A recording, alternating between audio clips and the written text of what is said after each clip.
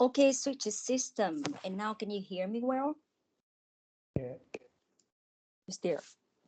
Okay, fine. Let me check.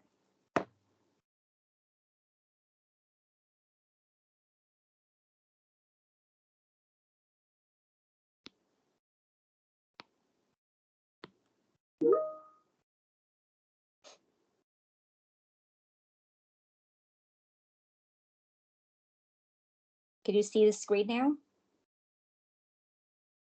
Yes. Okay, good.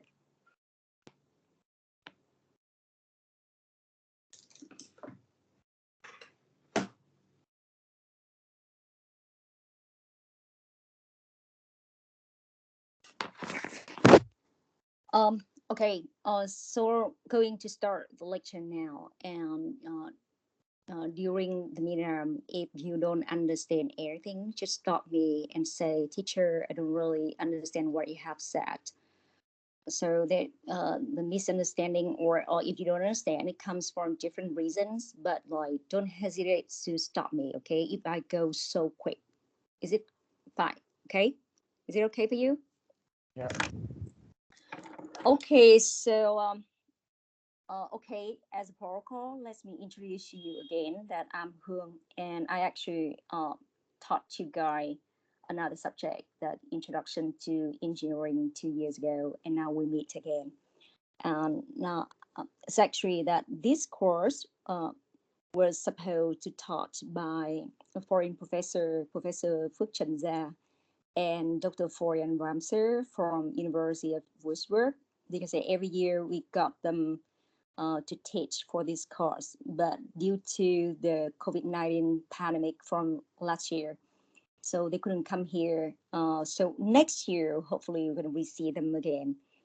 So that's why this year I'm in charge of teaching this course for you guys. Okay, and this course is fundamental communication network.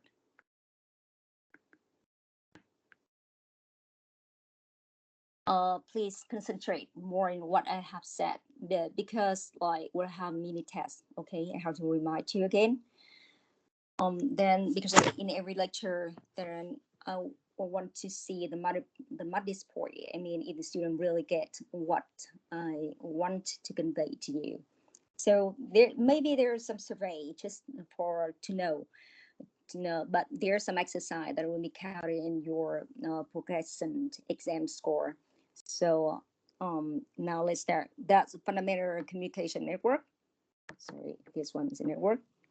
I'm not teaching with the slides, okay? So you try to follow this one because I'm going to write it out. And first of all, before we start the fundamental of this one, we start with the content of this one. Table of contents.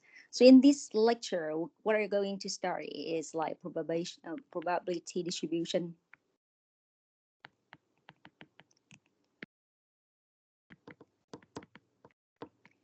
We're going to study about the queuing theory. And then the routing. And finally, flow control. Okay, that's the 4 chapters that we're going to get through a bit. So I will go one by one for this one. And now, first of all, let's just start about the system overview, or the system or the network overview. What is it? Now, guys, let's say that the communication system or communication network the network that or the infrastructure that transmit the data or the application from the service provider to you guys as client, to us, okay? So any one of you can tell me that in reality, in your life, what type of application that you know that you're using from the internet or from the communication network? What type of application that has been sent to you and used by you daily? Can you name it? Any name? Don't hesitate. Like just name it out. Any kinds of like network services that you are using now? We are using Wi-Fi network. Wi-Fi. Okay, let me. Sorry, what happened? Wait.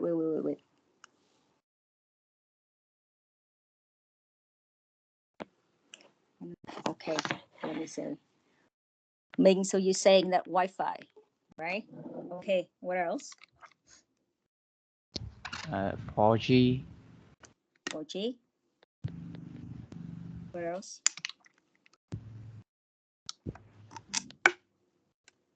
Internet. Internet. So here, internet. What else?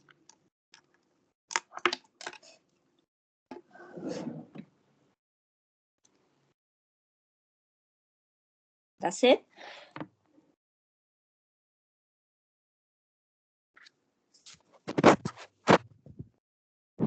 Cellular network. Okay, what else? Just like Broadband. Sorry, what? Broadband. Broadband? That's what you said, right? Broadband? Yes.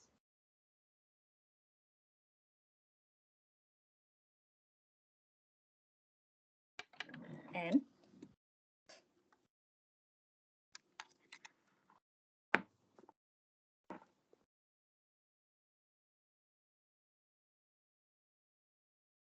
what else?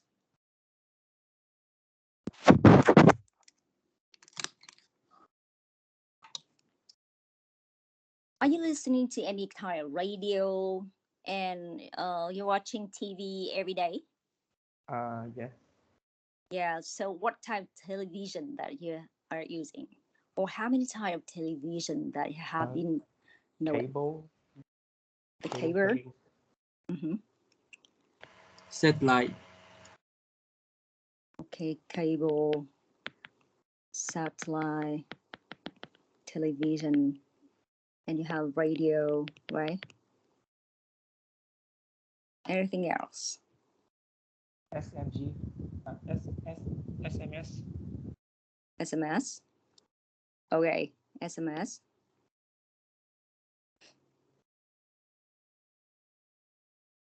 Maybe the television using analog. Analog TV, right?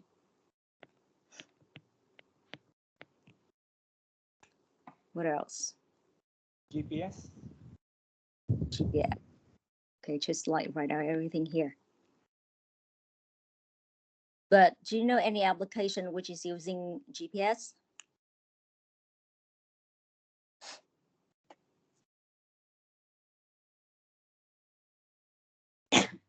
Google Map.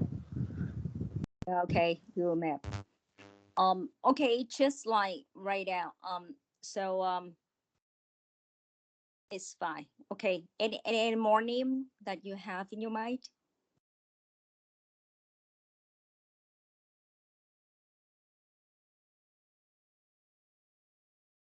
That's it for now, I think. Sorry?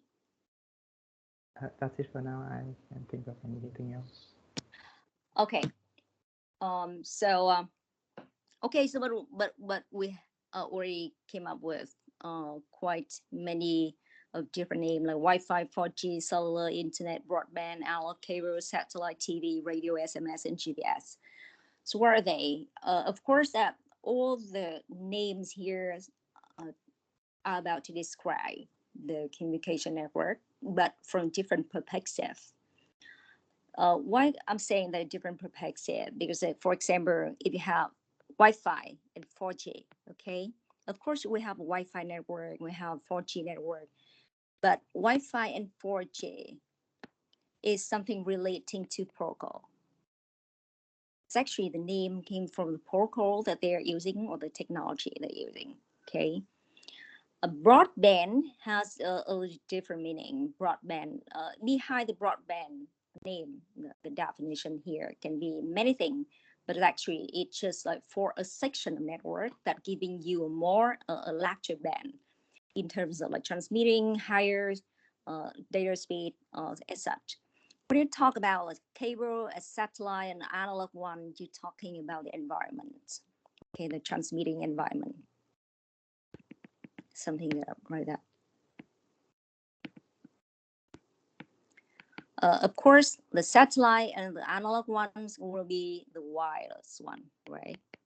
And the cable is a wired one. But it's kind of like transmitting environment that you're using. For the radio is the commercial name, like, but it in terms of transmitting environment, it's also a wireless one. But in terms of like commercial name, it's just like for the radio application, like SMS application. Okay, but SMS is not the name of the network; it's the name of the application that's being sent over a certain network, right? And everybody, of course, that now we know that GPS is also tired of the application of satellite, right? Because when you're talking about GPS, you're talking about navigation of things, and that's a satellite application one. And we all talk about internet because of course that most of us are now like using internet like for everything, like for listening to music, for watching TV or game show, either on demand or live streaming over Facebook or on demand over YouTube one. So what is the internet is? The internet is a commercial name, but underneath the definition of internet, that's the communication system, that's a computer network. Internet's actually the computer network, okay?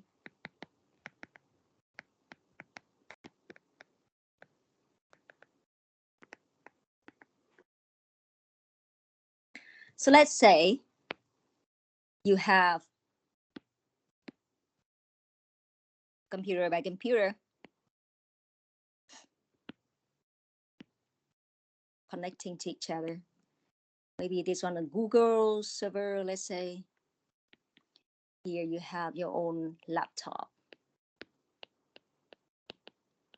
the client laptop, okay? So where you're using you downstreaming a certain application, for example, like Google Mail, or you can go to the storage, you can be using like Google Drive form, like all the Microsoft Office over Google. So there's different types of application there. Downstreaming from the Google server to you, it just go to you. So in terms of internet, all the users are using now, you just know that you're accessing to Google server or you're accessing to YouTube server and downloading or using the application, sending over there. So this one, like that, the application layer, that you just know that how you connect to a server at the very end.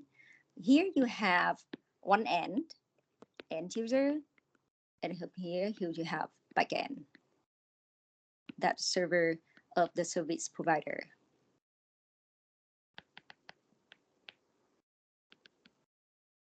Okay, and you have you, and that's you. You are the client, and you're getting from this. So you can connect over Skype to your friends in the United States, or you can connect to your professor over, for example, WhatsApp or Google Meet in Germany, let's say. And this one, that's currently an application layer. That's the application layer that you just see it, like you connect from one computer to another one. Of course, here somehow like you will have to run a lot of protocol or algorithm to control the system, like how system go, how the data, if the data should come by this part or should go by this part, or and there's many tasks, networking tasks over the application layer. But down there into the data layer, or people call data plane. The data plane, you have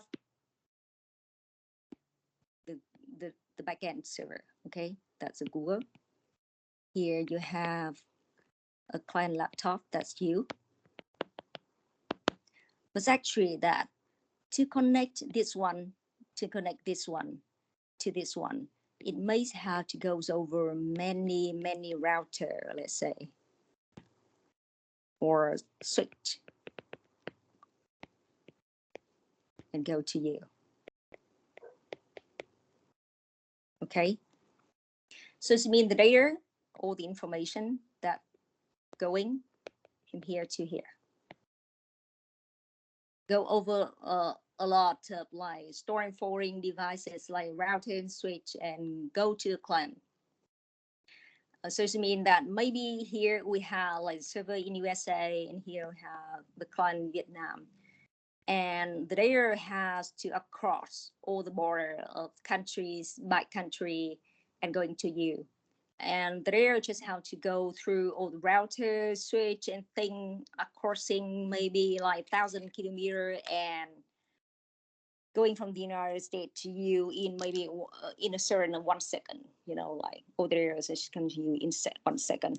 That's in data plane, that's it. And that's how the internet goes. Like in the internet, you just know that the protocol connecting maybe a Google server to you, but actually the data beneath it has to across ocean or terrain, and going through switch and router and go to you.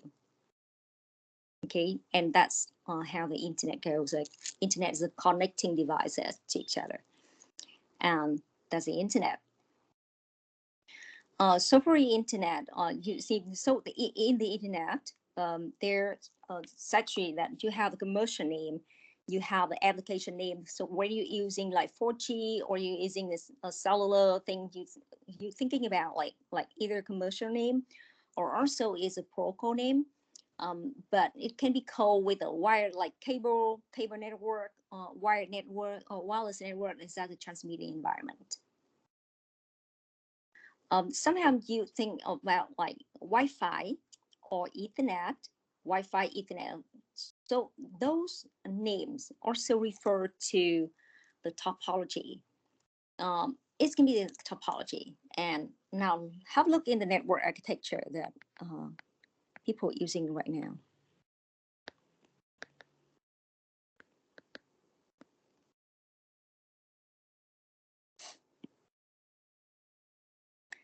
You have access network.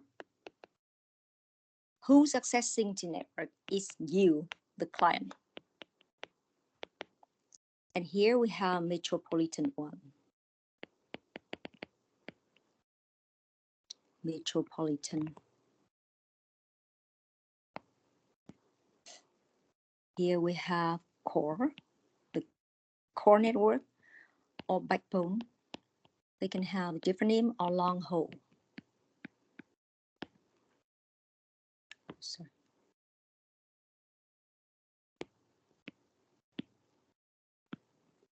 And here you have topology and mesh topology. And again, you have metropolitan one and you have access one. For example, you have Hanoi, and here we have Saigon. Okay.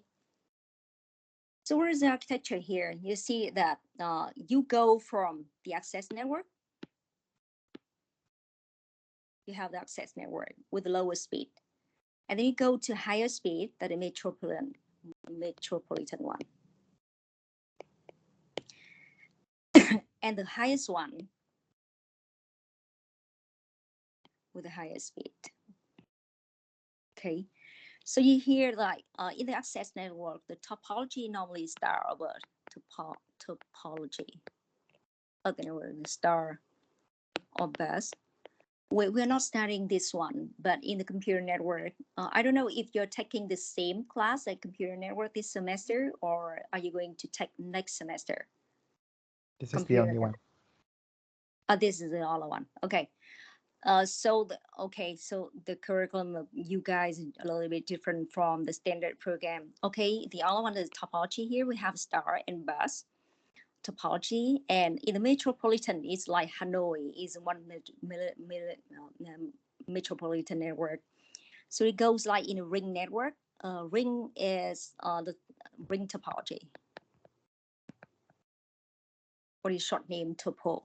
Okay. So ring network here, all the devices are connecting around the ring. And each time, like for example, this computer want to transmit the data, it have to get the token. So for the token one, if they receive the token, then it just like pass around. And whose receiver will receive will finally receive data. And then after this one finishing transmitting its own later, it'll pass the token to the next one if that one needs it. If that one doesn't need it, they pass to the next one that needs it. And so that how the ring goes. And then the data is groomed and multiplexed into the core backbone long haul networks is normally the optical fiber one. The optical fiber one, that's with mesh topology, mesh topology here.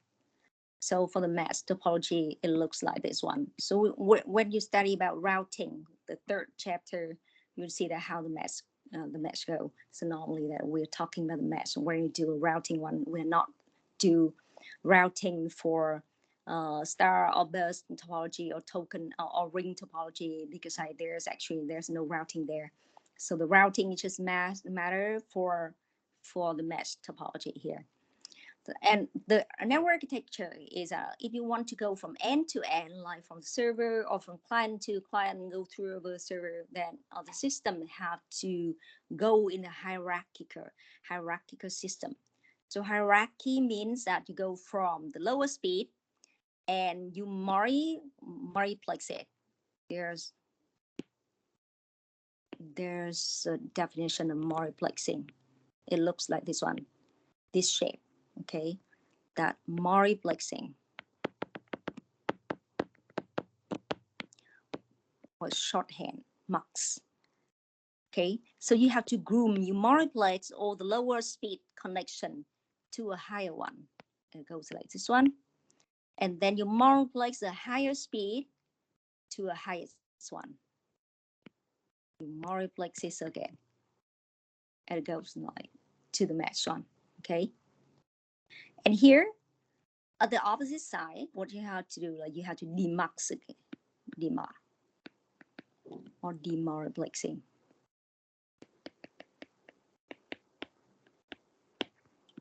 So here you have demux again.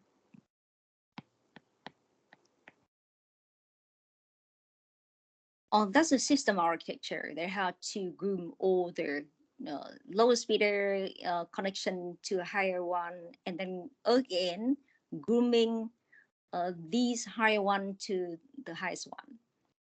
For example, in the access network here, we can have like 100 megabit per second. I would say that now is somehow like guaranteed that the access network, you can have like downloading speed around like 100 megabit per second. But before, you just talk about 1 or 10 megabit per second. But like by the time that I work like you guys, so the speed of access network just around like 100 kilobit per second or so. It's very low. But here in the core or the backbone or long haul one, which is using the optical fiber, the speed of the information, like the information data rate can be like 1 terabit per second. 1 terabit per second. So you see that there's actually a huge gap between 1 terabit per second and, like for example, 1 megabit per second at the access network. So by the way, talking about the data rate, okay, the data rate or information rate, data rate,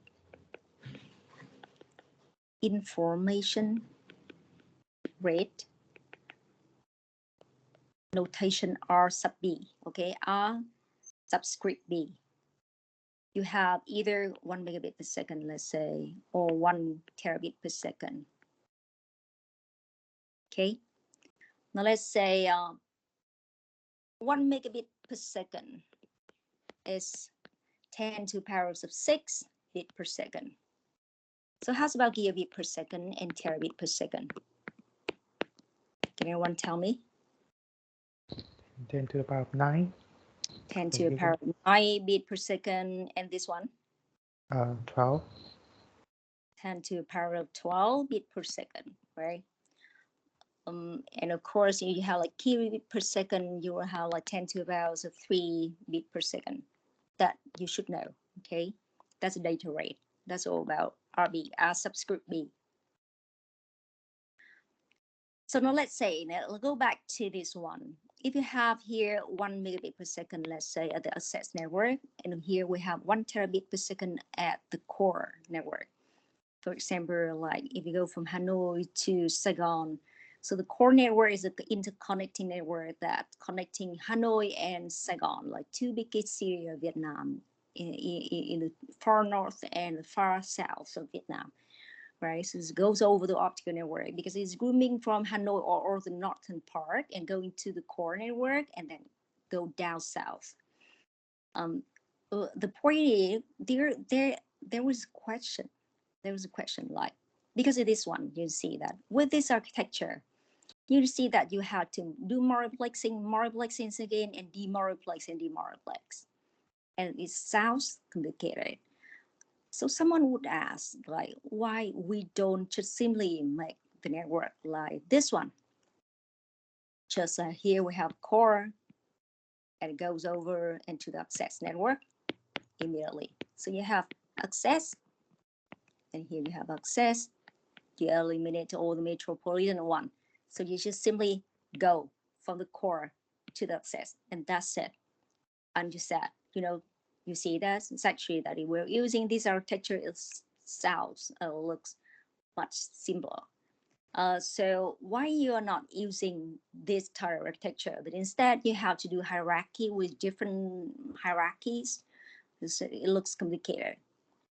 The point is, do you see that any problem if we go from 1 gigabit per second to, let's say, 1 megabit per second? Now let's take 1 or 2 minutes to reflect everything by yourself.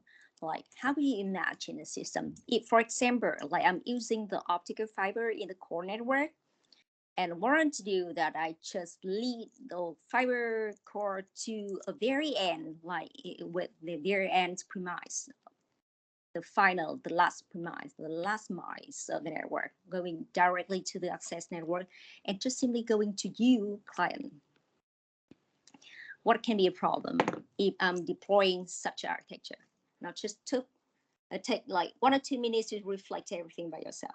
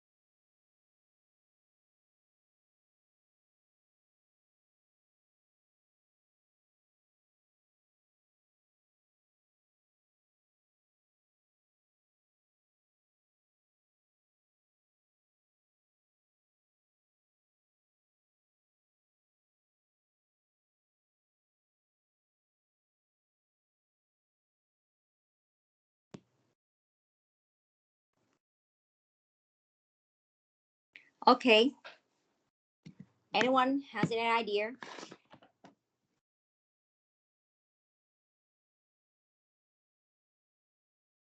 What could be a problem if we deploy such architecture?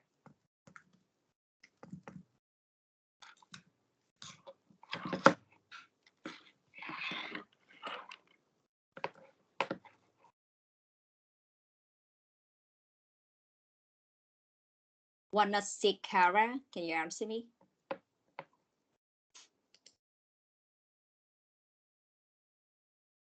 Do you guys hear me?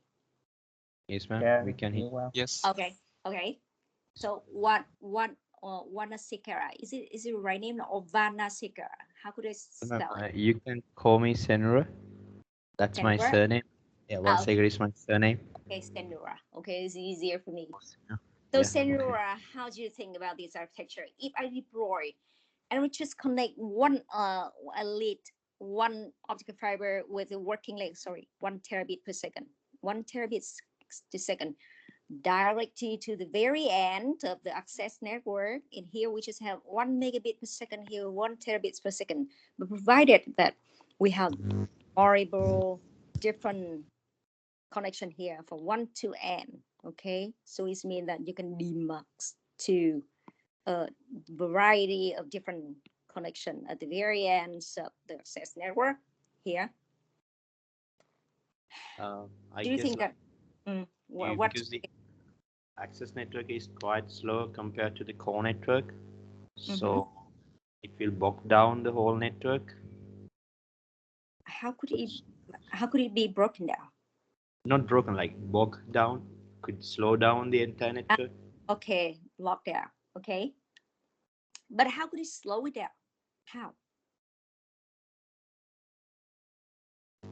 Due to the difference in the speed of both networks, ma'am. Okay, so you're talking about the blocking here, right? Okay. Yes, ma'am. You reach to the point. You reach to the point. Now we see that it's actually that the core or all the fiber somehow, like sometimes I take just the example, like it looks like a street. You can go in the small lane or you can go to a broader street. Okay, right? But in the street, it's actually the vehicles can run in parallel, but in their transmission, package actually just go in sequence. The packet go in sequence, so one after one. Okay, that's all the packet. But we start for a moment. Are you guys familiar with the definition of packet? Kinda. Kind of, or what? Do you guys know what does a packet mean? It stops at layer 3, right? Something like that. Yeah. I would say that in general, okay, layer 3 that's routing, because we're talking later about routing one. Of course, for layer 3 is it can be package, and under the physical layer, which is like in the bottom, you just see the information bit. But in general, we just imagine that we're sending information in packet one. So a packet is, of course, a packed information. Inside there's a different digit, something like 001. Of course, like it being a bit, so you just have bit 1 or 0. So it can have different size or packet size, so let's say size. And if you're sending information that's going to payload, it means that the content of the information. But to send the packet over the internet or the network, you need to have kind of a header. So it looks it's similar to like if you want to send a mail, a written mail, okay, in the handwriting mail one, then you have to put your paper mail into an envelope. So the envelope can be called the header one, and the email, the mail inside is the payload one. So it means in order to send a content of the mail, then you have to put into the envelope and put a stamp on it. So those one are the header, and the information itself is called payload, and there's a packet. Okay, so the packets have different size. So the packets have different. It can be counted in bit, but in general, the bytes, right? So you know that 1 byte is equal to how many bits? How many? 8 bits. 8 bits, right? So 1 byte is equal to 8 bits, and the package normally that can the package normally that can have a unit in byte. How many bytes? But if it's written in bit is also okay. Right? Okay, package. So you have like the package which is going like this one. The packet by package going in sequence. In sequence. Now let's say like please imagine like for example that if you riding a motorbike in a highway with 100 kilometers per hour, and at the very end at the toll-free gate you just have to switch it to small lane going to 10 different villages, right? So if you go like 10 different villages, so the behavior that at the very point that we change from highway 1 to a very small lane, then you have to somehow like take a break, right? You break your motorbike and slow the speed. So at the exact moment that you have to give the brake, then you stop here. And once you stop here, every package that behind you also have to stop. And this one's called bottleneck. Okay, like when you pour water into a bottle, that water have to go to the bottleneck that maybe spill out the water, because if you pour water with a very high speed, then water could be spilled out, right? Because it go through the bottleneck and the speed going through it is very slow. So you have to stop it here, right this one, and change it to small lane. Like you have different small lane with much slower, like 1,000 or maybe like 1 million times slower. So you have to stop and so you switch to this one.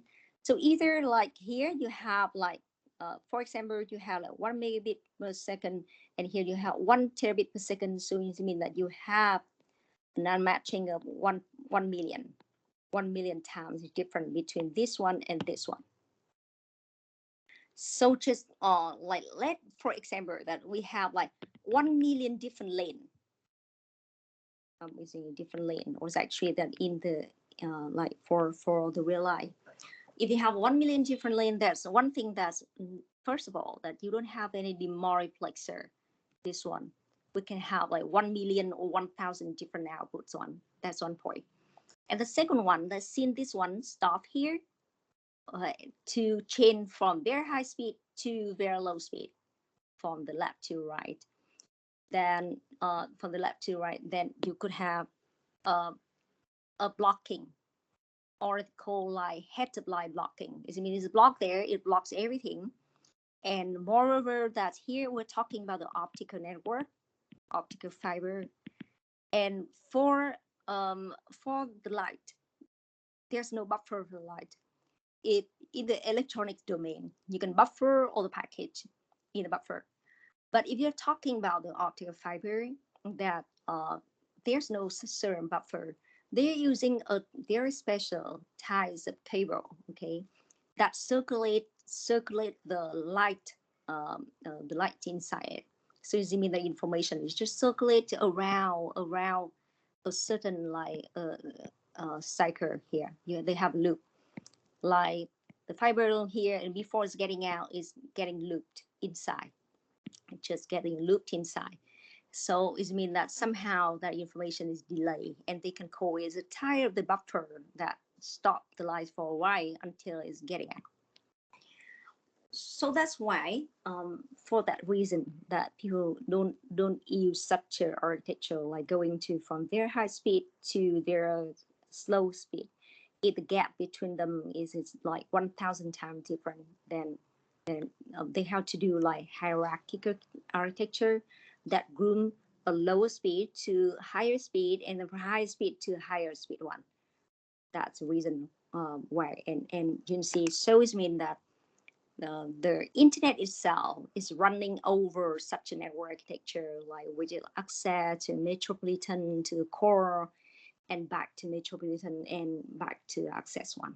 Okay, that's the architecture of the internet that's running beneath the internet one. Do you have any question?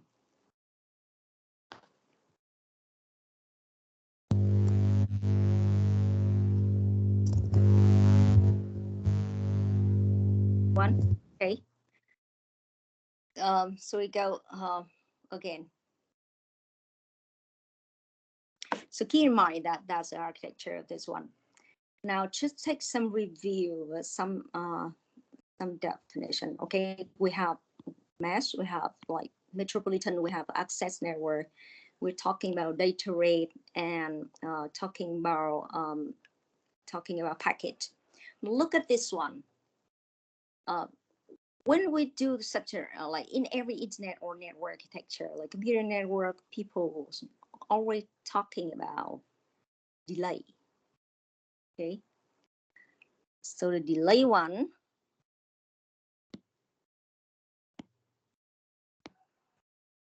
this one.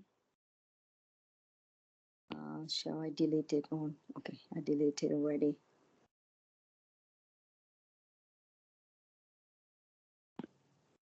Now talking about end-to-end delay. End-to-end delay. End-to-end delay. Okay. So what is end-to-end? Now remember, any one of you remember what's the end here? The client. Yeah, okay. We have a client. That's one end. And another one. The server, right? Server. Yeah. Okay. So you have end-to-end delay here. Okay. So end-to-end delays mean that all the tower delays are going from one end to another one to transmit or to convey the service from any type of server back to you, or from if you have two clients like interacting with each other like Skype, we're talking about like two Skype client. Of course, they have to go over the Skype server, but in that case, we have one client at one end and another client at another end. Okay, so it's midnight. If we're using YouTube, for example, service, so the backend is the YouTube server and another side is you. But if you're talking about like using Skype, so two end is you and your friend. Okay. So end-to-end delay, but sometimes like end-to-end delay can be defined at, for example, the two end of the mesh. This one. So end-to-end can be like, for example, you can have a mesh network, a core network, because it's a fiber interconnecting each other. So here, for example, you have the gateway that split you to like metro one, that's a metropolitan one, and here you have metropolitan one, metropolitan, and here you have two ends of the mesh.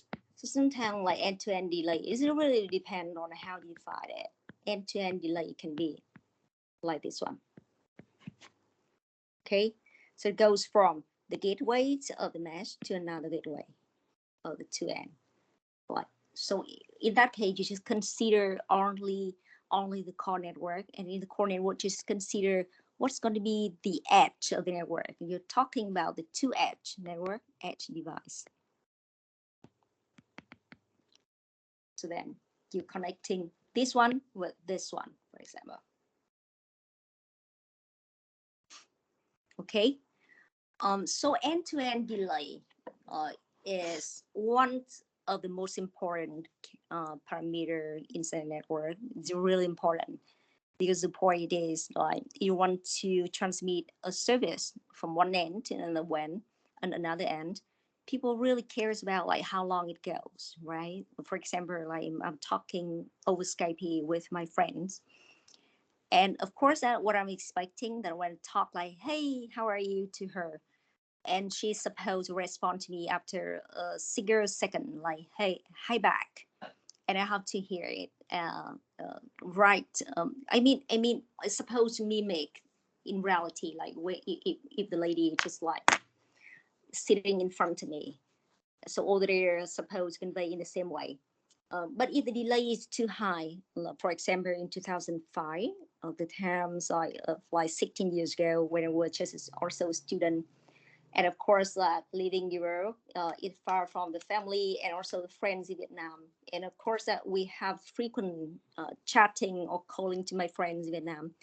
And the problem was that when I call my friend in Vietnam and say hi, and they have to wait maybe like 2 minutes, and she responded to me, and it comes like after maybe another 1 minute. So this means that in that case, the interaction just seems simply impossible and doesn't work out.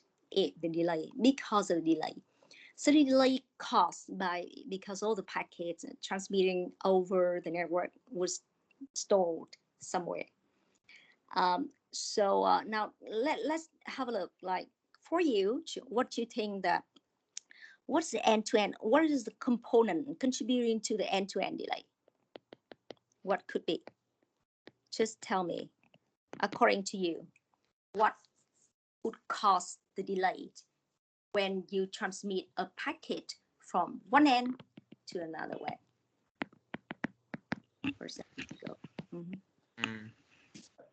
Maybe from the physical transmission line. Be more specific. That means that the signal traveling through the electrons, the electric signal traveling to a wire is like in the speed of nearly the speed of light. It causes delay. Okay, Ming. So it means that's propagation delay. That's delay. Everything is transmitting over the environment. Of course, it takes time to go from one point to another point geographically, right? Okay, and then that's propagation delay, because when you transmit even the speed of light, that it takes some time that to propagate it from one point to another point. And what else? That's it. When the you could just you say something about the multiplexing, the multiplexer. The multiplexer when it's progressing the signal is also causing delay. Okay. So you talk about the multiplexing specifically, but or maybe switching and routing also cause delay. Yeah. Okay. Now let's say that you have node, that you have router, or maybe you have switch here. Why I name it a different one, because you can use a router or layer 3 switch, or demultiplexers, or let's say any type of like component, electronics component, or even the optical components in the network that cause delay. That's called processing delay. Okay, because when the packets like go from one point to another point, like it crosses over this node, right? It takes time. Like even when you open the door and you walk by the door, that it takes some time just to walk by the door. And here you even have a more serious problem, because when the packets come, maybe it hasn't been served yet. It's have to wait. Like for example, you go to the McDonald's or the KFC, then you see the long light up before you, and you have to wait in the line until your turn. You have to wait until you are serviced, right? So in the same way, packet go to a router, and the router is busy in serving the other packet. So you have to wait in the line. That's exactly the buffer of all the electronics device. It wait there, and even that when it has been being served, it will take a certain time to be served, right? So that's caused all the processing delay at each node, and you have to sum up all the propagation delays with the processing delay, because you see here. By the way, talking about E2E delay, okay, we're just talking about only one connection. Just keep in mind it, only one connection. That's one connection only. Of course, in the mesh network or in network, you can have different connection. But when you're talking about delay, it means that you talk only about one connection. So end-to-end delay is a two end of a certain connection. Okay, two end of the connection. That's only one connection is concerned here. So when you when you care about a certain connection, then you have like end-to-end delay. That is sum of the propagation delay or the propagation delay. So it means that you go from here and you go one hop to another one and to another one. You have to carry in all the propagation delay in those hops, and you have to count in all the processing delay, and finally you have an end-to-end delay. Okay.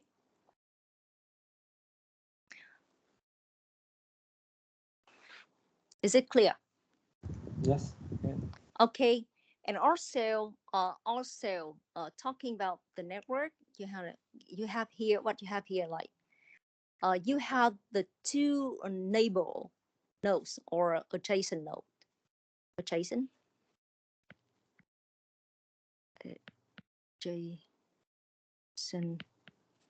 or the neighbor one. So like if two nodes connecting have the connection directly, they are neighbor, and the connection between them is called hop. One hop. Okay. And the whole path here, if you have the whole path here, like going from end to end, going over the multiple hops, you have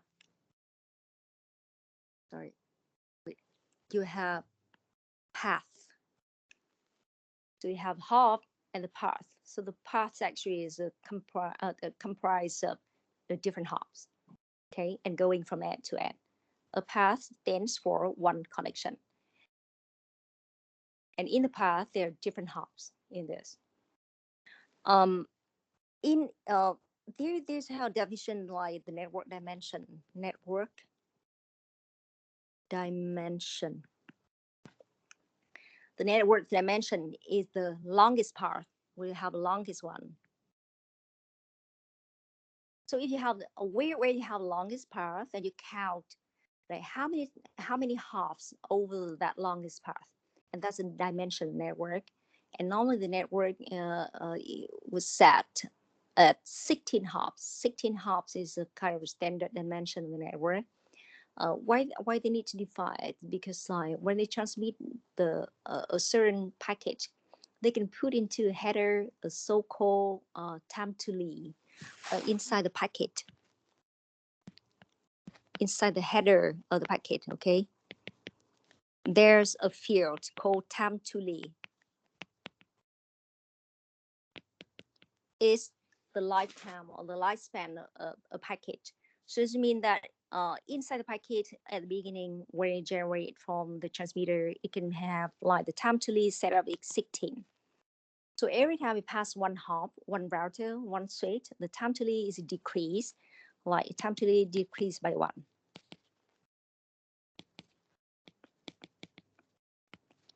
Every time it just decreased by 1. So when the time to leave reached to 0, so and the packet hasn't come to the receiver yet, so in that case, that packet will be discarded. You know, because somehow the network consider that packet got lost somewhere, couldn't go to, because 16 is the longest part. Longest part means that over the 16 hops, the packet is supposed to get to the very end of the client receiver. But if after 16, it hasn't come to receiver, then it will be discarded because it is looped somewhere inside the network. So that's why they put the network dimension like for the time to leave of each packet. And up to now, is it clear for you? Yes. Okay. Okay. So now you get to know more about the router, the hop, the packet, time to leave, and the network dimension, the hop, and the path. Let me say what else. Now we're talking about data rate, and okay, now we're talking again more about like end-to-end delay. Now end-to-end delay is a sum of all the propagation delay and the processing delay. Of course that how many hops that you have in the path, that you have to calculate as the corresponding propagation delays according to each hop. Okay, and you have to calculate all the processing delay corresponding to each node. Okay, so the processing delay different from one node can be different from one node to another one. You see that each node here causes one processing delay. So if they are all the same, then you just need to calculate processing delay in one node and you just sum up or multiply with the number of nodes. But if they are different, then you have to calculate the processing delay of each node itself, and it really depends on this service speed or the buffer size of the node. And for propagation delay, you have to calculate based on each hop here. You have each hop here, then you have to calculate the propagation delay. Now, anyone of you can tell me, how could you calculate the propagation delay? Propagation delay words could be the equation. We set T prop, meaning standing for propagation delay. What could be the equation?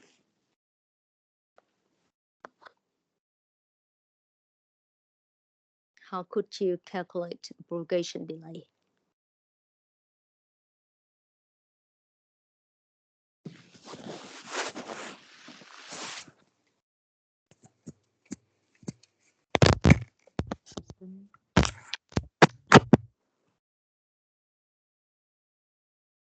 Anyone who has an idea? Usually it will be length. It will be a distance divided by the propagation speed used. In this case, it will be for fiber optics cable, it will be the speed of light. Okay, so how I mean you also saying that the distance divided propagation speed, right? For this one, okay, suppose that each hop has the distance of d kilometer, for example, right? So here you have d, the very standard notation for distance, right? D kilometer, let's say, and propagation speed is velocity, right? That's actually the velocity. Is it right? So the velocity here is equal to actually that is equal to c over n, with n is refractive index of refractive index of the environment. So c of course here c is speed of light.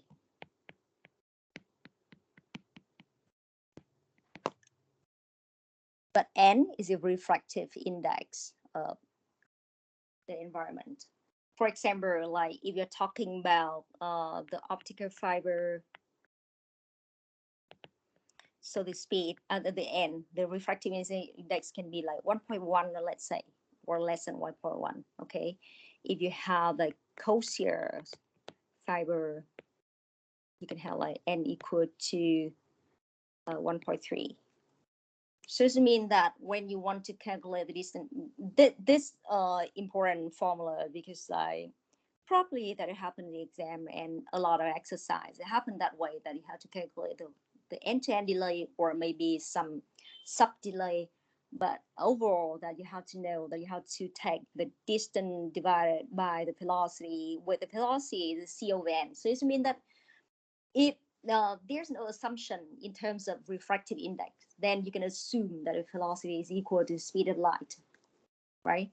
With a 3 multiplied with 10 to the power of 8 meter. But otherwise, if the refractive index is given, then you have to calculate the velocity, which is equal to say c over n. So remember, in that case, T propagation is c over n, right? And there's and overall you have a d over that velocity. So you have notation here. Some you have to remember n, c, and d. Okay. Now talking about the processing, T processing.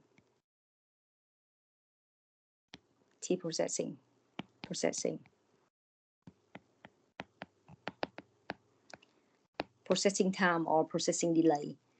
This one is hasn't been defined yet. To calculate this one, we have to study the queuing theory first.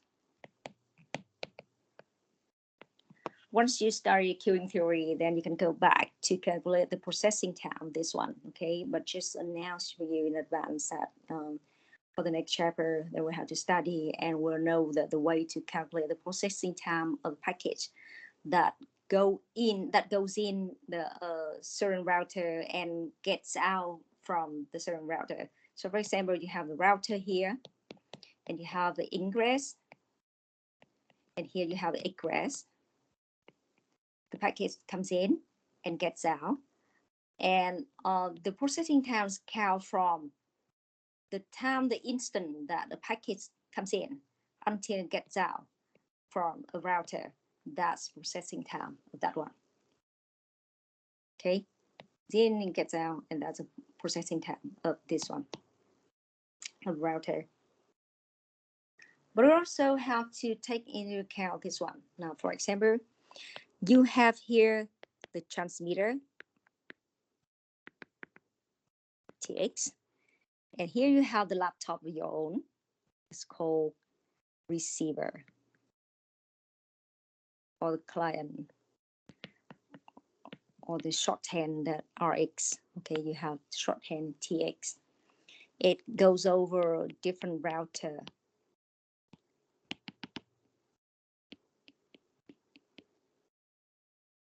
Of course, it goes to the end. Okay, now we're talking about the data rate. Data rate, RB, R subscript B. The data rate is information rate that generated by the transmitter itself. Okay, the data rate or information rate.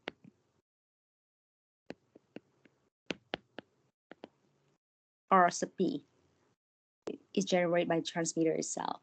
The point is, every package has a certain length, for example, L. Okay, but so it's supposed to be generated from the transmitter going to the fiber core, or to the fiber, and it's supposed to get out the transmitter and go into the transmission environment. That's the one. So it looks like a train with different cars, with different weight, you know. For the whole long train getting out from the train station, it takes time because it goes one by one. Like at the beginning, it's just like totally inside, and at a certain time, it's just half outside, inside, and at a certain time, it gets out totally. So it takes time to transmit that packet from the transmitter out to the optical fiber or the coaxial fiber. And that time is called TF, or frame time. Frame or package are the same, okay? Frame or packet are the same, the frame. That's the time or the delay to transmit one frame completely out of the transmitter. It takes time. So if you have TF and you want to calculate it, and you know that the packet size is L, packet size, of course, it can be in bits or byte. It can be in bits and bytes. So what's supposed to be here? To calculate TF, TF is the time that transmit one packet totally out of the generator. So how could we calculate the TF one?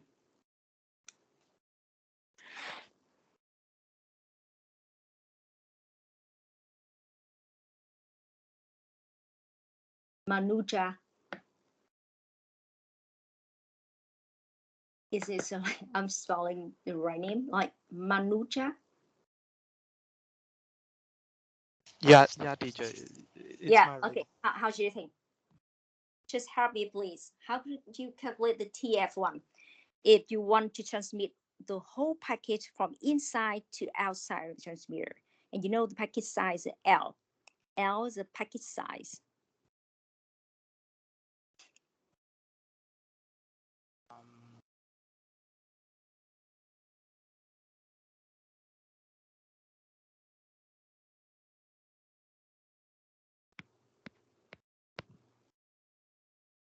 How do you think?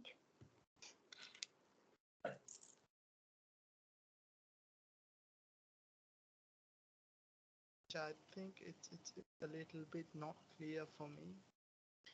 Okay, so the TF1 here, so the TF here is not like propagation, okay? For the propagation term, you need to take the distance divided by the velocity, the propagation velocity, okay?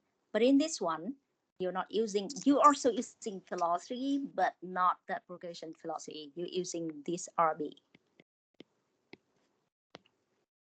Okay, this one with the unit bits, for example, and this one unit of R sub P and P per second. That's one. So finally, you have a second one. So to calculate the TF1, then you have to calculate the L divided by the data rate or the information rate of that transmitter.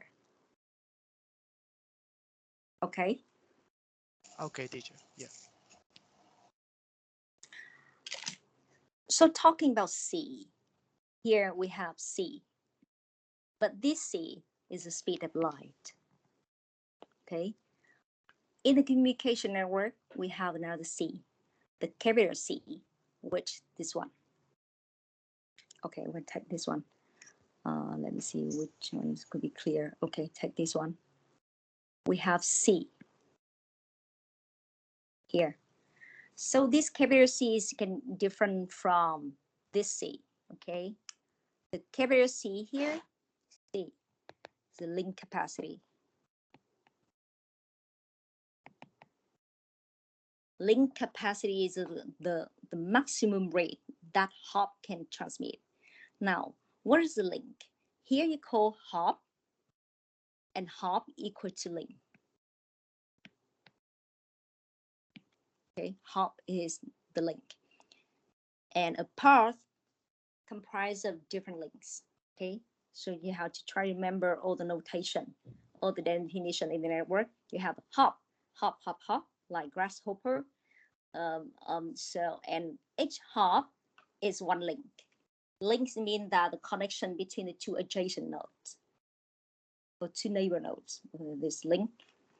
So where's the link capacity? Link capacity is, for example, when I install or set up a fiber, the optical fiber, or a coaxial fiber, I can say that, like the maximum bandwidth of this one, or the maximum link capacity is the maximum bandwidth, okay? That environment can convey maximum bandwidth. That's link capacity. And the bandwidth, in that case, it is actually the data rate. So this means that if I say the link capacity of this means that the cable capacity is 1 gigabit per second. It means that a maximum that cable can transmit 1 gigabit per second. So this means that if you transmit from the transmitter 2 gigabit per second, but you plug in an optical cable that is just 1 gigabit per second, this means that 1 gigabit per second of information will be lost. 1 gigabit will be lost, because like the maximum one is 1 gigabit per second, but you're sending like 2 gigabit per second. That's overloaded all the buffer of all the devices along the path. So data will be buffered for a while, and when the buffer is overloaded, it's just simply spilled out as water. It dropped. So it means that all the packages cancel from the network, it lost, and you lose the network, and you lose the information. Okay. So link capacity in this one is C. That's of a cable or wireless environment. For example, you sending all the data over the wireless one into the air. So air is part of like the environment, a channel, a wireless channel that you're sending over information over there. So the maximum link capacity is called C, and a maximum bandwidth. Okay. But the bandwidth itself, okay, bandwidth, what's the bandwidth?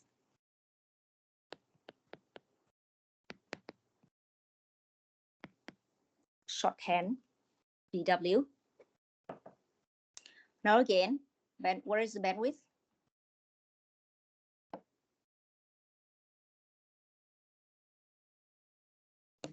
Where is it?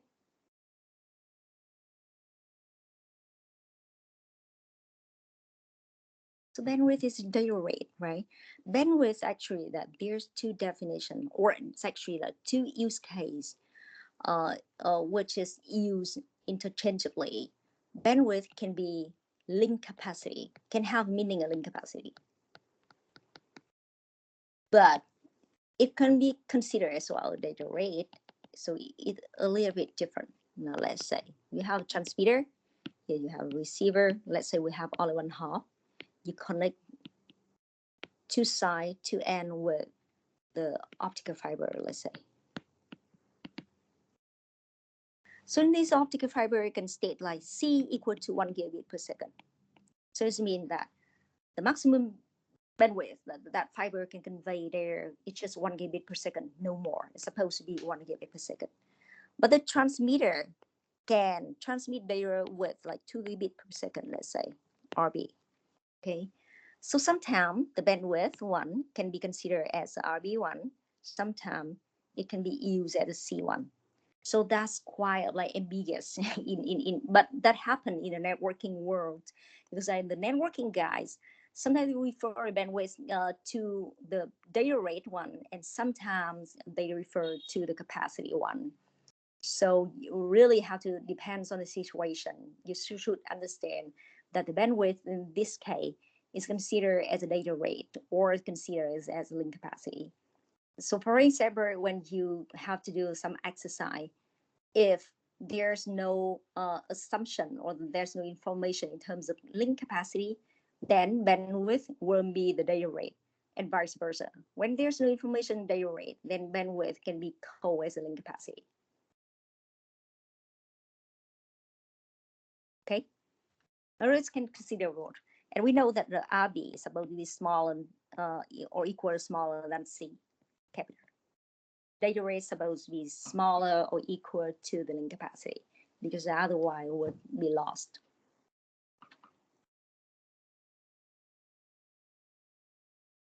Teacher. Yep. I see that the data rate here is sometimes called that throughput instead of bandwidth. Okay, the throughput is a little bit different. Okay, throughput is a little bit different. For example, you have a device, you have the input one, you have the output one. The data rate that's RB, okay, that's input going to some devices, for example, router or some your PC, but it's getting out with the RB pram, RB pram, with B pram smaller than RB. There's of course no situation that are RB pram larger than RB, but usually it's smaller. So the throughput in that case is they call that the throughput, because the throughput is something's getting through. Throughput is something smaller than the original one. You see that at the beginning you're sending an RB, but since due to some problem, the packets are dropped. Maybe it dropped here, right at the interface. If you don't have a good configuration, then it just drop the data dramatically at this interface, or it go inside and it is processing inside this one. It drops somewhere, okay? Or because of the system that cannot process that well, so just drop the packet and drop the information. So when the information gets through to that such a certain device, it gets something called RB pram, and RB pram is smaller than RB, and that's the throughput. Okay, thank you. Got it. Okay.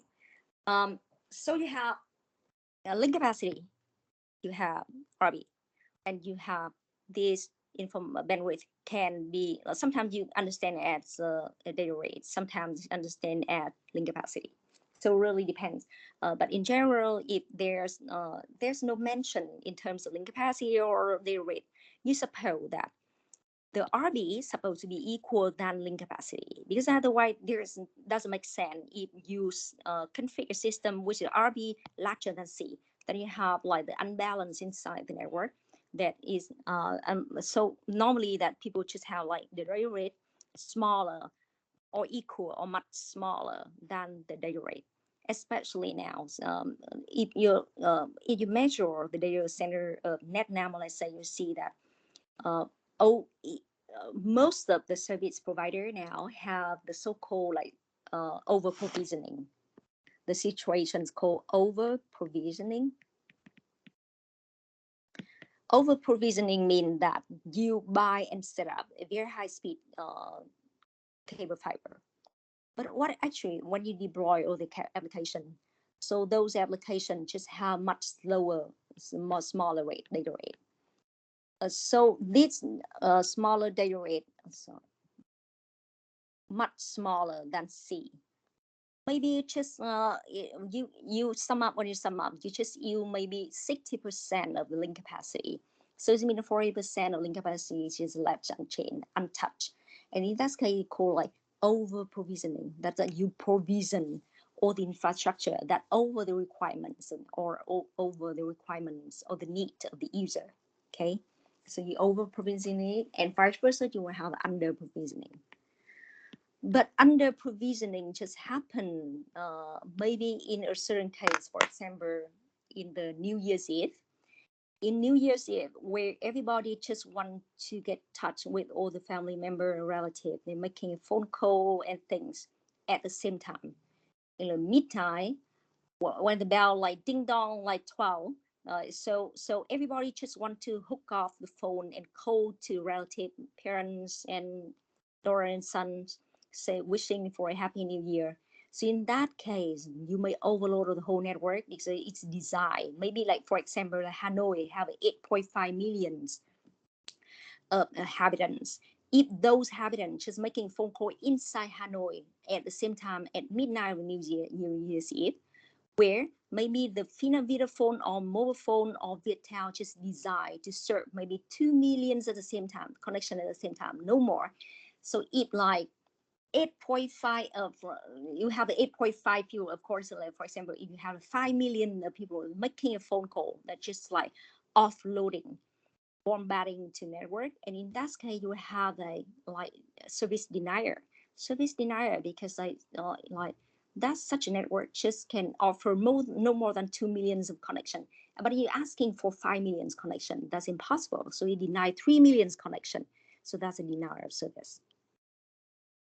So in that case, if there's no assumption of information in the exercise, you just understand that either, so in that case, you have a data rate equal to link capacity. For example, if you don't have any data rate generated by the transmitter, but you have the cable which state that the link capacity is 10 gigabit per second, let's say, then you can assume that the data rate of the transmitter is a 10 gigabit per second. Okay. We have 15 minutes break, and then we'll go back again. Okay.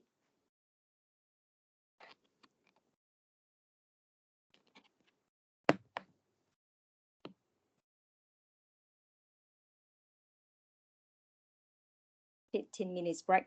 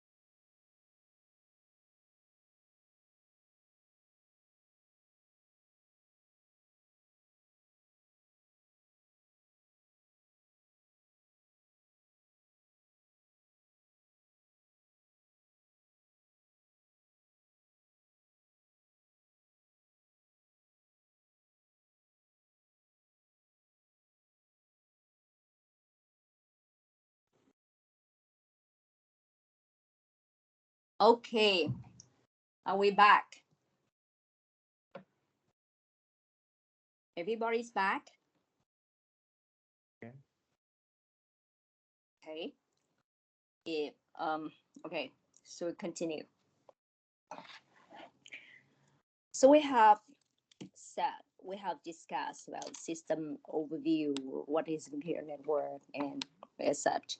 Now we go to what's the motivation, what is the benefit, the motivation of this course. Okay, this course is fundamentals communication works. So what is the motivation of this one? So this one, the course bring you a certain way to analyze a network in advance, okay, by system modeling.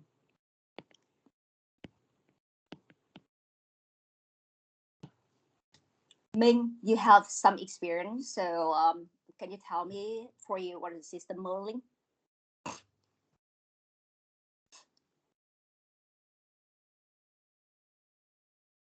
Minh, Ngọc Minh. System modeling is like in the communication system modeling. Yeah, but what's modeling for you? Okay, modeling is like building like a backbone, having understanding about the backbone of a system and how things work and how things communicate and things like cascading each other to creating a complete system. Yeah, okay. I know that why you explain the system modeling that way. Now we go into from one point to another one. For this course, it brings you a certain way to have that system modeling. Is that you model a system in such a way, but for what? The point with system modeling, you will be able to analyze the performance of a real system in advance. So it means that, of course, being engineer, right? Engineer, you're supposed to design a system. You design a system.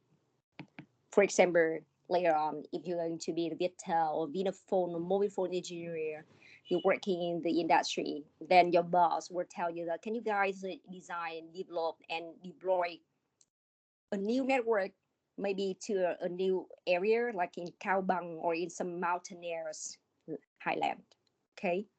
Because now you know that's actually that the communication network normally they don't set up in the very mountainous of some highland where you have a rare population, and it's very difficult to set up all the communication network there.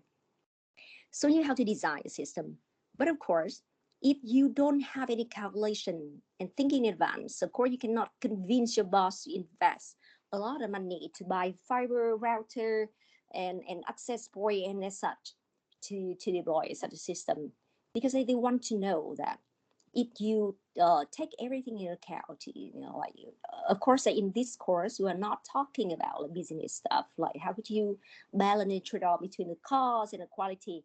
We're just talking about the quality.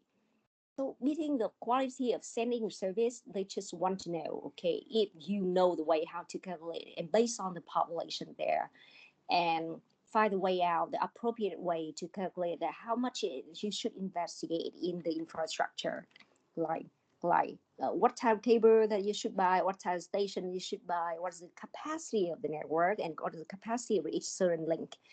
And was the day is going to be data rate, and how long you should set up, install the two adjacent nodes, as such and as such. So this is system modeling. System modeling that in the laboratory, or in the PC, or upon your paper, white paper, you have to draw it out, and you have to find a way out to analyze the performance of the system much in advance. Okay. By the way, I have to interrupt you because I will have a meeting. They're quite important meeting at 2:30. I will try to manage it. So let me see. There will be a certain time that we give you some exercise and we'll go and back and forth between the two. Okay. Because we are also like have a meeting over Microsoft Teams, so it's hard for me to, because I cannot keep two meetings at the same time. Now let's have a look before we go into exercise. We have system modeling, and the system modeling is a way that you design and you mimic a real system. Okay, somehow like mimic a real system. But the point that since you mimic it with very limited resource, infrastructure, hardware, and software, and also because like you cannot like mimic all the real environments, like the air environment, you just transmit air. Because in the air environment, you can have like raining, you can have storm, you can have daylight or by the night, and you have different humidity and temperature and things like that. So it's all the things that will affect their data transmission or the data reflection or the lighting reflection of all the electromagnetic signal. So it means that for system modeling, it tries to mimic, first of all, mimic the real system, but also the second one, like you have to try to limit, you have to abstract it, make it abstract. Yeah. Why? Because like, or you try to simulate the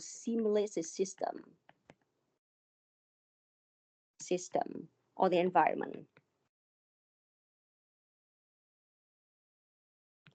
But since you simulate it, it's not 100% reflect the right one. Okay. Sorry. But somehow like you make things simple. It means that in the real system, there's a lot of factor. There's including like controllable factor and uncontrollable factor. But what you do, like you model a system and you just take the most important factor into account. Okay, you take only one, a few most important factor that you take into account, because like you want to know that when those factors are changed, then how could it affect to the system performance and operation. The other part, you just simply don't care. You assume that maybe it's just like fixed in a certain price, or you just simply ignore it. Because if you take everything into account, that's is going to be very complicated, and it is even like impossible for you to simulate the real environment with a lot of different fluctuating factor. So that's modeling. Okay, like one of the way of modeling, like when you model, you just assume that there's no processing time of all the devices, or you can assume that there's no propagation delay. Because you provided that all the hops in the same same distance, or with the same refractive index of the environment, or with the same everything. Everything's the same. So in that case, you can somehow ignore the propagation delay, because you think that up to a certain different services, all the scenarios just are equal, then we just simply forget it. Or you can say that because the network is too small, so propagation delay is just like ignorable, because the propagation is like cannot be counted in, because maybe the two nodes just in distance a few meter or tens meter. So it doesn't make any sense if you care about propagation between those two nodes in the speed of light. So in that case, you somehow you make things simple, okay, and you focus in only noticeable parameter. Okay, that's system modeling. Only consider important factor. Even in system modeling, you can assume that there's no raining in that case. So you design something just in the clear day, not the raining day, for example. That's a system modeling. Okay, and the system modeling can be implemented in system modeling. Can be implemented in two ways. So mathematical model, or simulation model. So simulation or emulation or test bed. Anyone have an idea if yeah, what's the difference between simulation, emulation, and testbed? You know what is it?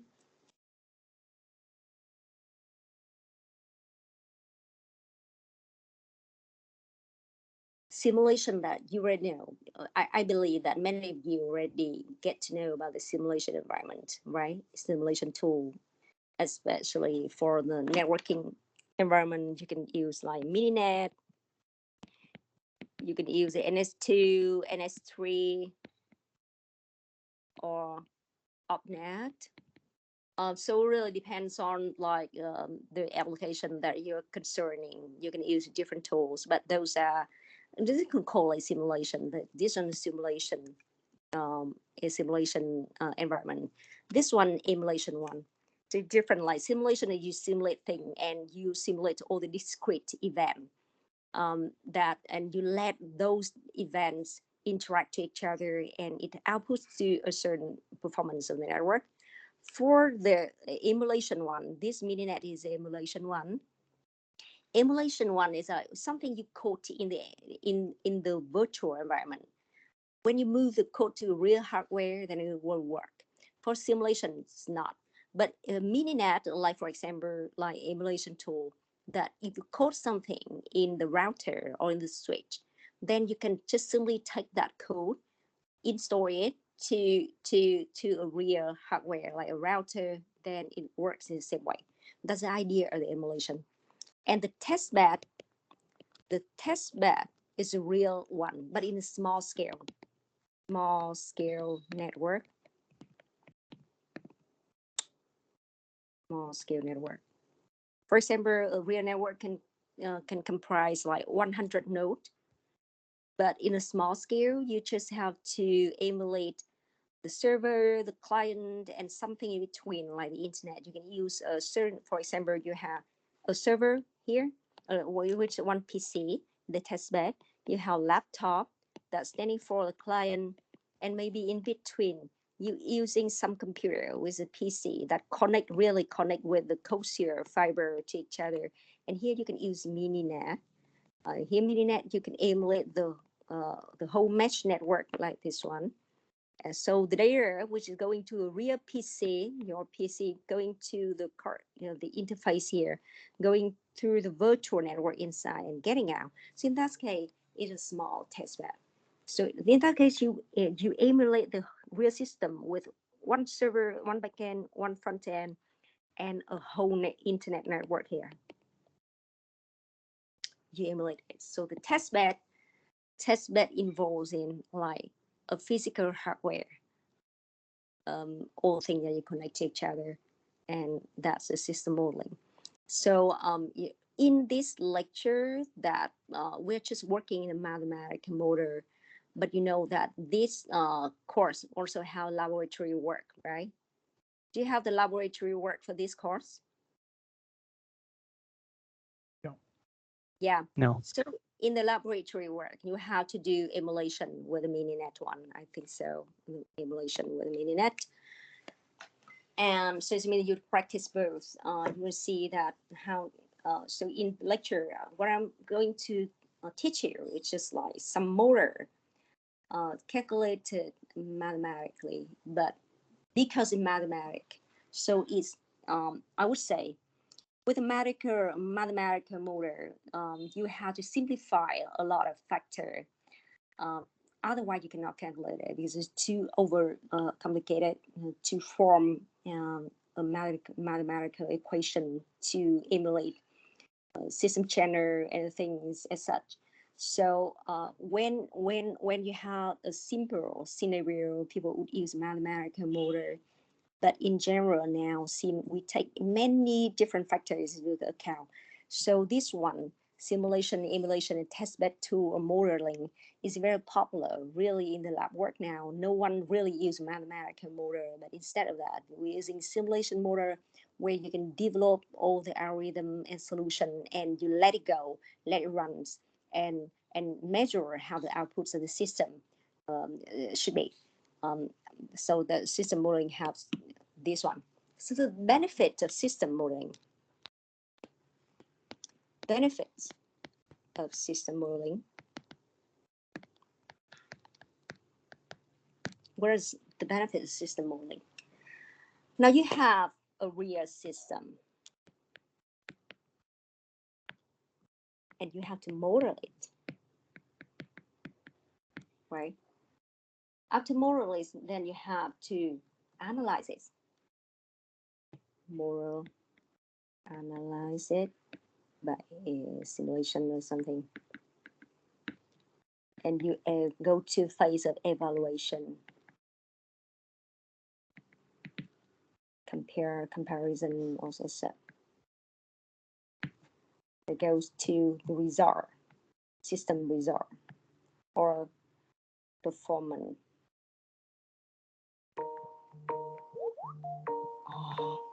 Result. And you validate it. Okay, that's the whole validation of this one.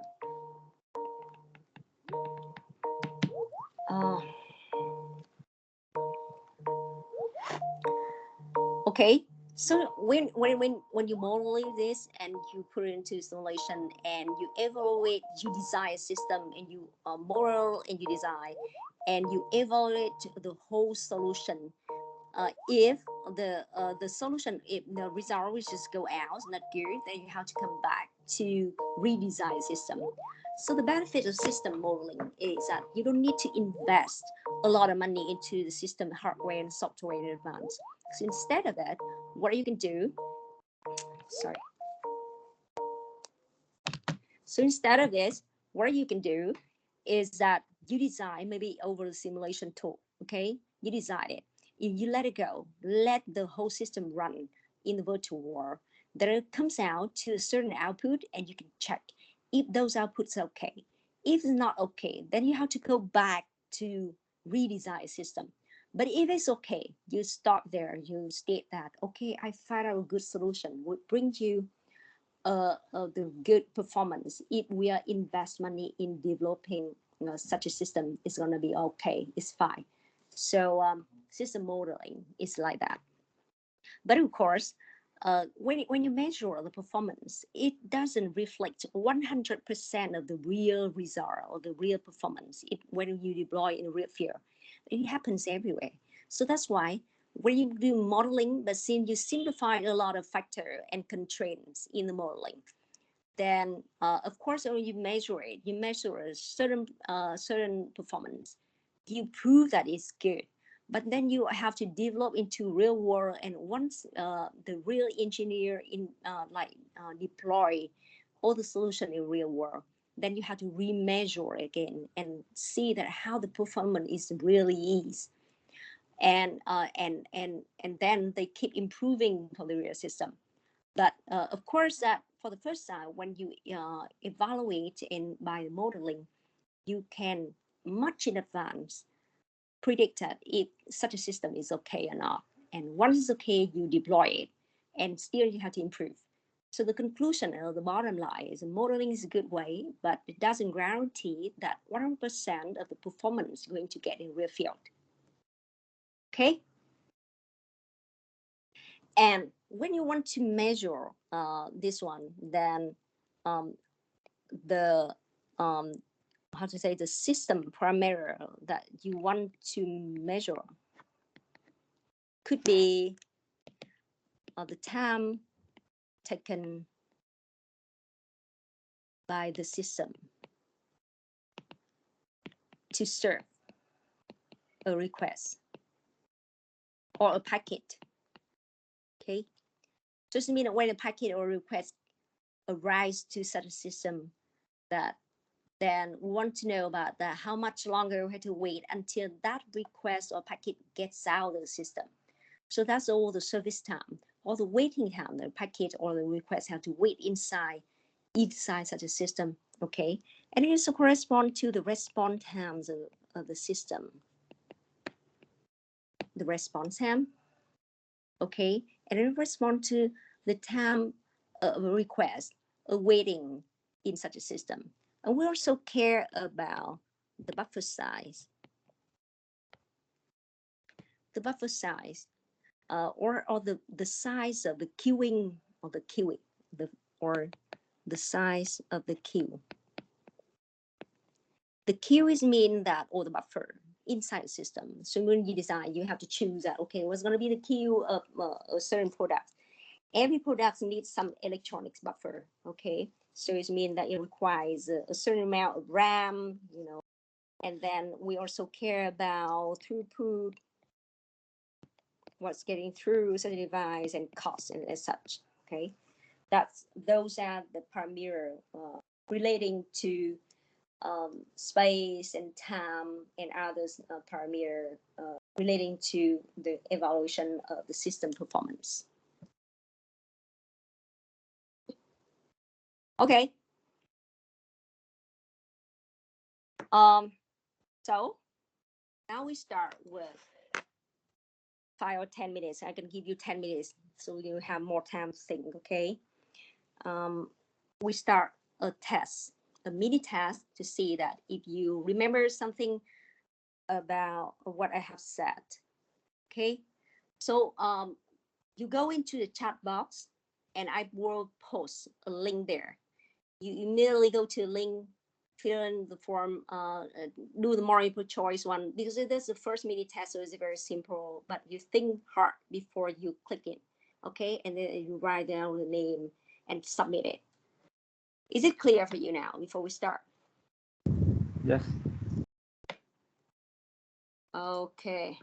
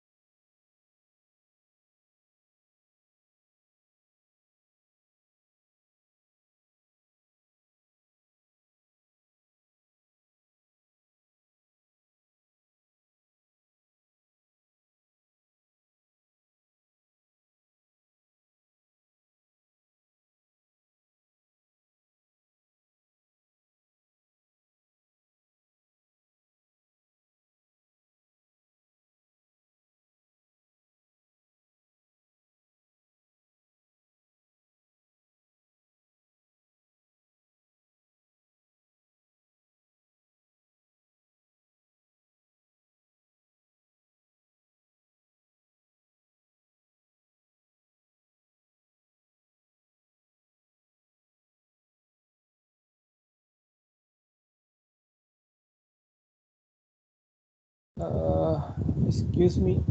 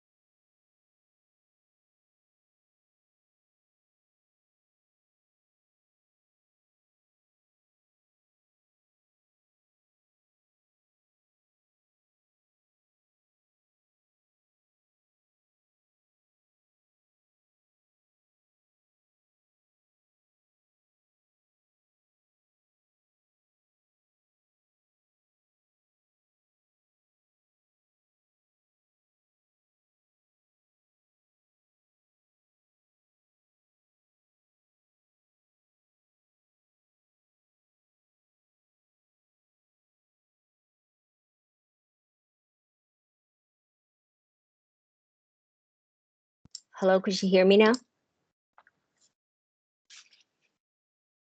Hello? Yes. Yes. Okay, so you have experience, a tired of the certain exam. The next exam is going to be harder because like for this one you have multiple choice, but for the other one you have to calculate in your paper sheet and then fill in just result. At the beginning, actually, that what I did is that I let you guys see the solution, so then you have time to reflect in what I have done. But since many of you after, because I maybe like the first guy who submitted will just like take a snapshot of the solution and send it over to the other guy who's doing the exam. So that's why I have to close the solution that you won't see it anymore. I think that's the first mini task. We can go back to later on to answer because I see that the distribution of the one who get the highest score is quite low. So it means most of you have a wrong answer. But this one is hard because it's a multiple choice, but you can like a check box. You can choose like 2 or 3 correct answer. That if you just get all one answer wrong, then the whole answer is wrong. But okay, we'll have a look later on. And I have to do it quick to go on the lecture. And today we'll have now let's say we'll go on to another lecture. We go to the chapter 1 about stochastic process, okay?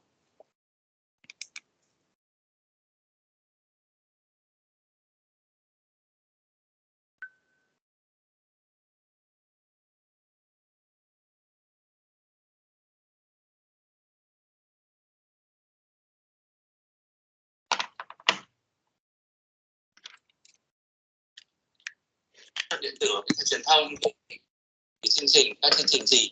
Ở đây thì cái viện điện tử truyền thông của chúng ta thì nó có một cái đặc thù tương đối là phức tạp, có nghĩa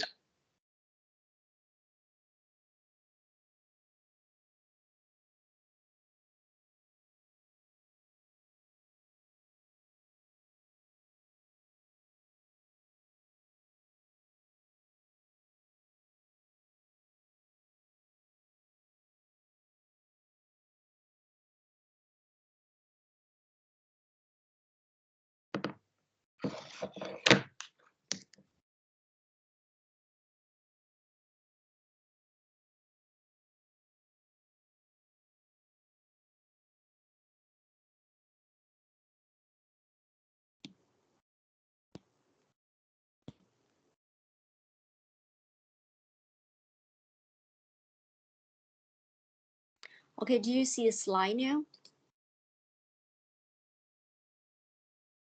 Do you see a slide? Yeah? Okay. Yes. So, okay, we start. With chapter 2, we could say like chapter 1 is overview and chapter 2 is a stochastic process. But then we start with some definition, okay? Now the first definition is a random experiment. That's a random experiment. Now let's take one example, and you need to listen clearly to what I have said, okay? Now, for example, I want to make one experiment. I will stand at the crossroad between Giải Phóng Street and Đại Cô Việt Street, okay? Now, standing in the crossroad, standing here. And what experiment that I'm doing is I'm counting how many vehicles that's passing by the crossroad. In how many vehicles? Will be like cars, trucks, or bicycle during 2 hours from 10 a.m. to 12 p.m. Okay, and that's a crossroad. I stand in the crossroad from 10 a.m. to 12 p.m.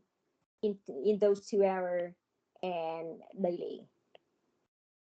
Daily that I can make experiment during 1 week, like from Monday to Sunday, or can do is in another week, like from Monday to Sunday too.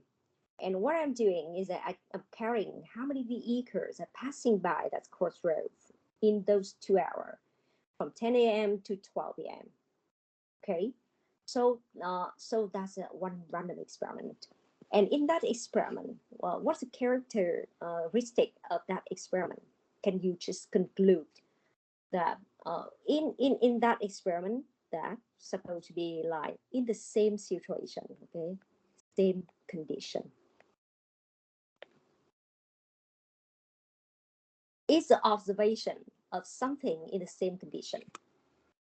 So what is the same condition here in the random experiment that I told you? What can be determined as the same condition in that experiment? This one. In place. The place is supposed to be between Giải Phóng Street and Đại của Việt Street, right?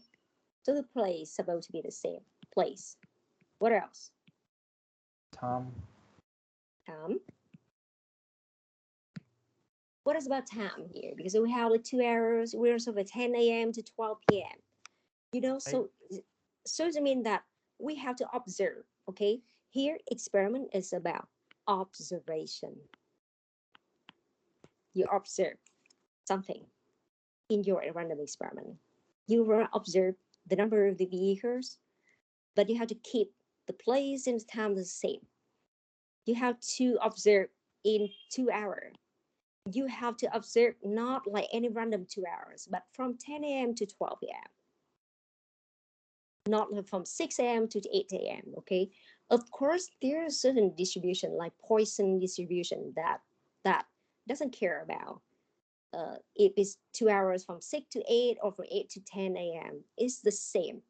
But not every distribution is like that. So it means that if you observe from 10 a.m. to 12, then it's supposed to keep the same. Not like Monday you study in 2 hours, and Tuesday in 3 hours, and Wednesday in 4 hours, or you can jumping from 10 a.m. to 12 a.m. and to 4 p.m.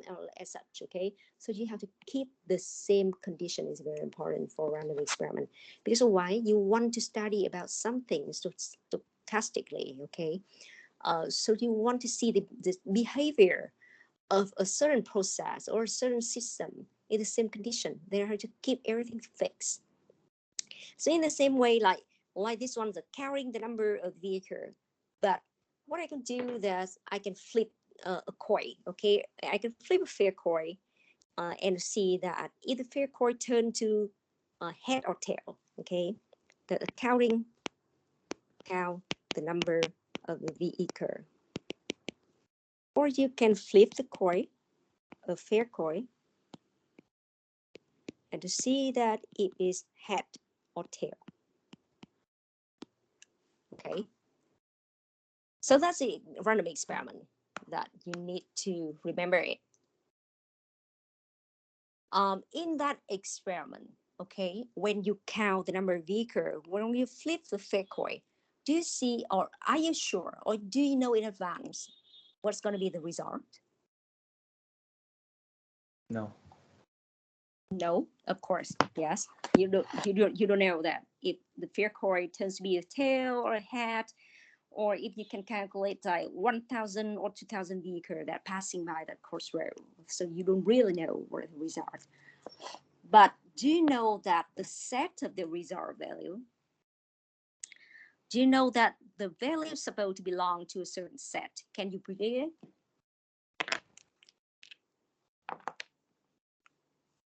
Can you predict it? You don't know that it's a head or tail. You don't know that how many vehicles that's passing by. But can you know that the result is supposed to belong to a certain set? It's limited or bounded within a certain set or not, a range. Yes. Yes. For example, for the fair coin. Either tail or head. Yeah. The set of it, just either tail or head. You don't know what comes out, but you know it's just tail or head. Okay. And how's about the experiment in counting the number of vehicles?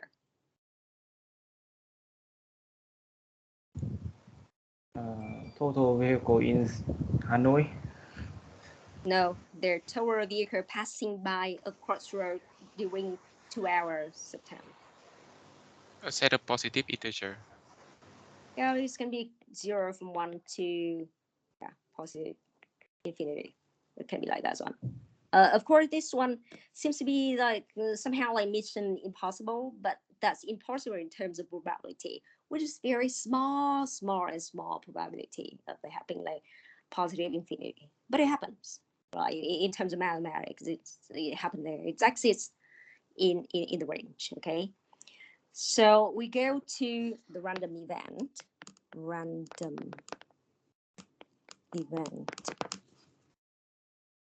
For the random event, so it means the random event is the result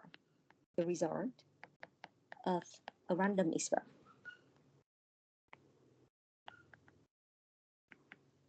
It's a result of a random experiment. This is called E, belong to a set omega. Okay, that's a random event. And we have the random variable. So random variable X, random event E, and random variable X. So the random variable X is a value that's vary according to the result of E. Okay, that's X is some value varying according to the result, the random event E. It's actually that X and E in many cases are similar, you know. So we can consider like X equal to XE. For example, like you flip the coin and it can go to 1 to 0 with this one tail and this one head. Okay, so you like that's a result E. But you can have like maybe you can gain some point or some money like or money like $1,000 for this one or $5,000 for this one. So this one random X, this one result E. So it just correspond to a result. If you don't have, sometimes you can combine like the result and the random variable are the same. Like you count the number of the car. So the random event E equal to the number of the car passing by the crossroad, or in that case is random variable X. Okay. So X has 2 characters. It can be discrete or it can be continuous. For example, if you want to count, okay, in what case that's continuous, in what case discrete? Can you just make some example of any type of experiment that you want to make? And in that case, X is discrete, or in what case X is continuous? Can you think and give me some example? Especially if you think about the computer network, it's very, you can think of any example in the communication network that you make some experiment and it comes out with a result, and the value of the results can be in a discrete format or continuous format.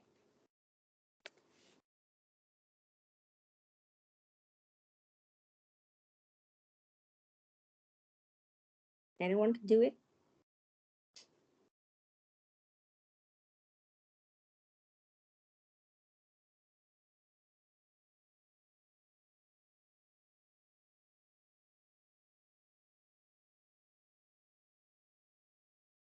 Ubis.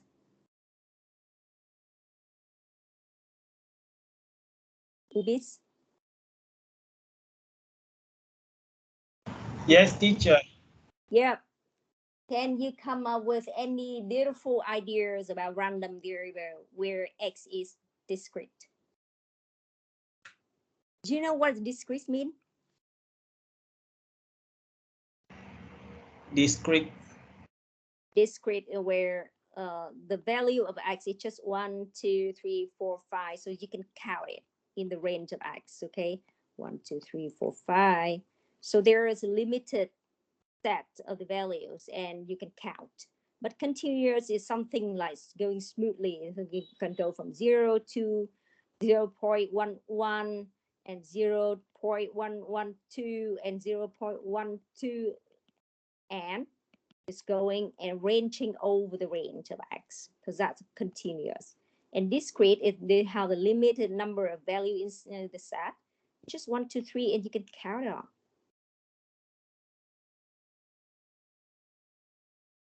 Okay, you get the point? Yes, what is the question? The question, can you come up with any experiment that has x which is discrete?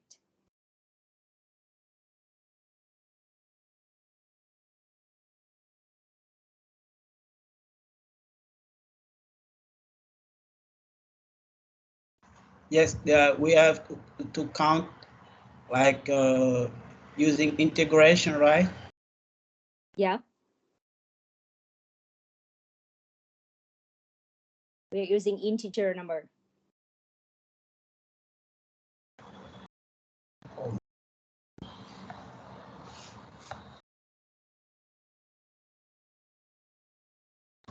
Yes, teacher, we have to count the x parameter by integrating from the beginning to the end, right? Here you don't really need to integrate anything. You just have, okay, so I think that maybe it's complicated for you to imagine. Let me go on. Now let's just take an example immediately, directly to the communication network. You have a router here. Router. Here you have transmitter. Here you have receiver, let's say. You just care about what's coming. Okay. That's packet. It's arriving to router. And you want to know like how many packets arriving to that router in a single second. You just count. Each packet arriving here is one event. And this is random event. This is random event that happen. Is arrive, and arrive. Okay. And you want to count how many packets over a second that arrive to such a router. Okay. So in that case, x is the number of packets over a second. That's a random variable.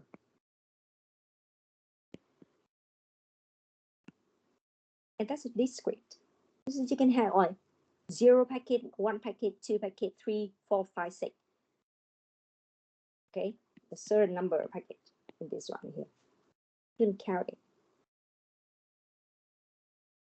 Okay, so if you want to measure in 1 second, then you can count like how many packets arriving, how many random events that happening arriving to that duration of 1 second.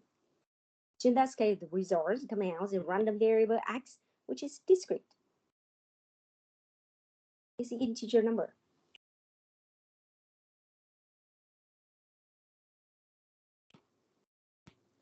And you have another one.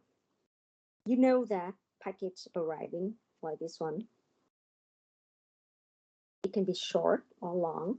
Because for the packet over the Ethernet packet, it can range from 0 to 1,500 bytes in size. The size of the packet ranging from this one. So it's going to be short or long. Okay. So what you measure, that you measure the start point of this packet until the start point of this packet, and again to the start point of this packet you have delta 1, delta 2, blah blah blah. Okay, and this delta is called packet intra-rate time.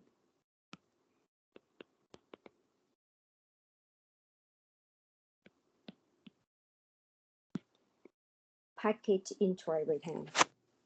Okay, so in that case, if you want to measure the packet intra-rate time among those packets, So X is a parking interval time. That is continuous. Everything relating to time is continuous because it can be 1 second. It can be 1 second, 1.1 second. It can be 1.12 second, and so on. So in that case, random variable X is continuous. And why I'm taking those two examples, because those are the parameters that exist in this course, and you will see it everywhere, especially when you do lab work. Then you have to set up some distribution, but you really have to see that that's a new distribution of what random variable. Many of you guys, when you do a distribution, but you don't really know that if you're doing on what X, you have no idea, no clue about what's X is. And it's making the teacher really desperate because you don't understand anything. Okay, so you have to see that you for this course, especially for this course, you have two different types of X. X is a number of packets per second, or X is a packet interval. Remember it? Now,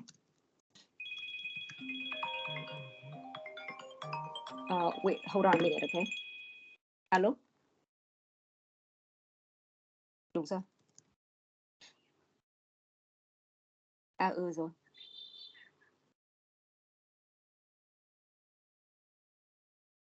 Tức là chị có cần phải đến nữa không?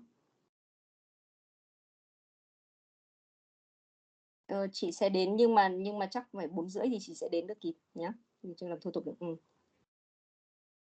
Ok. Rồi.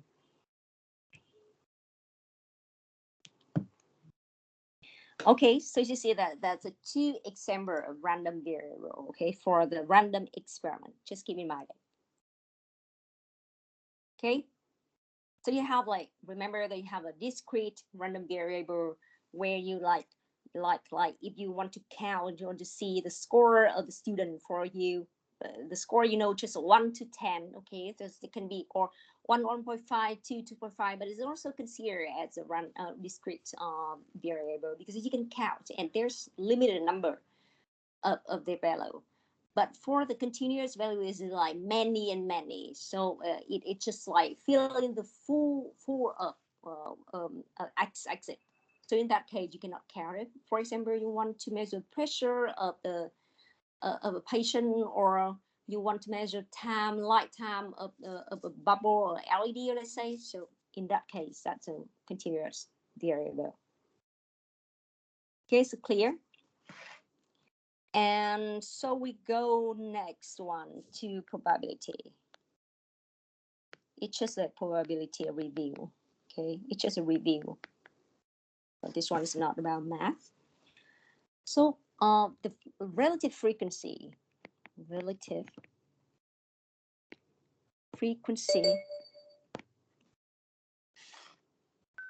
of a random variable, of a random event.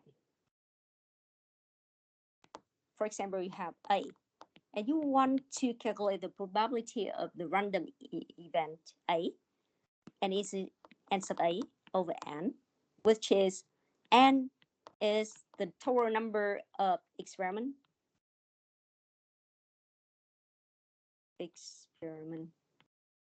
and this one is a number of times that A happen or A occurs. Okay, so want to calculate how many times that's the random variable occurs in the total number of experiment. Like for example, you repeat many times, but finally like over 1,000 times, you see that A happens in 3 times, so you have like 3 over 1,000. So I don't need to go in detail because this is in one of your mathematics course, this statistical course. And of course you have like PA, if it never happened, then it is equal to 0. Okay, and if you see A which will always happen in every single experiment, then PA is 1. So of course a PA is something ranging from 0 to 1. Okay, probability of A. So how about if you guys can recall, like if you have 2 random event like A and B, and you want to make OR, or A, R, or B, right? So how could we calculate? There's two scenarios. That's A and B are independent. And A and B is correlated. So how's about the independent case? Anyone still remember it?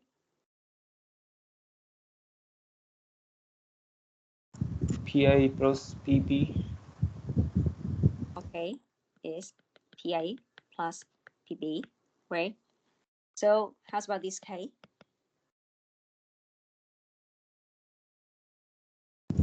PA plus PB minus PA and B. PA plus PB minus PA and B, right? And B. Okay, that one. So if we have to calculate that A and B and in independent one and correlated one, so what's going to be? Equal to PA multiplied by PB. And how's about this second scenario?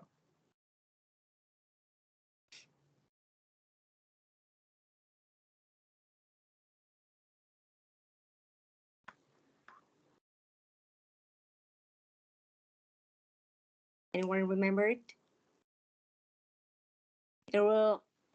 This formula will happen again when we calculate in exponential distribution later on. But you see that is PA multiplied with the probability of BP, but under the precondition that A happened. And in the same way, you have PB multiplied with A with the condition that A happens first.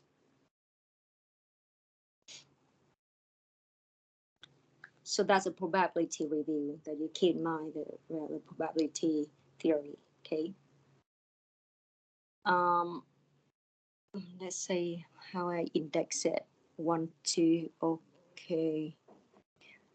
Now we go to section 2. We go to the probability distribution function now. We if the PDF or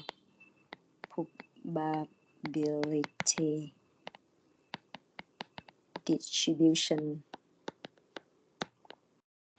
function, the PDF, the smaller PDF one. And this one, if X is a continuous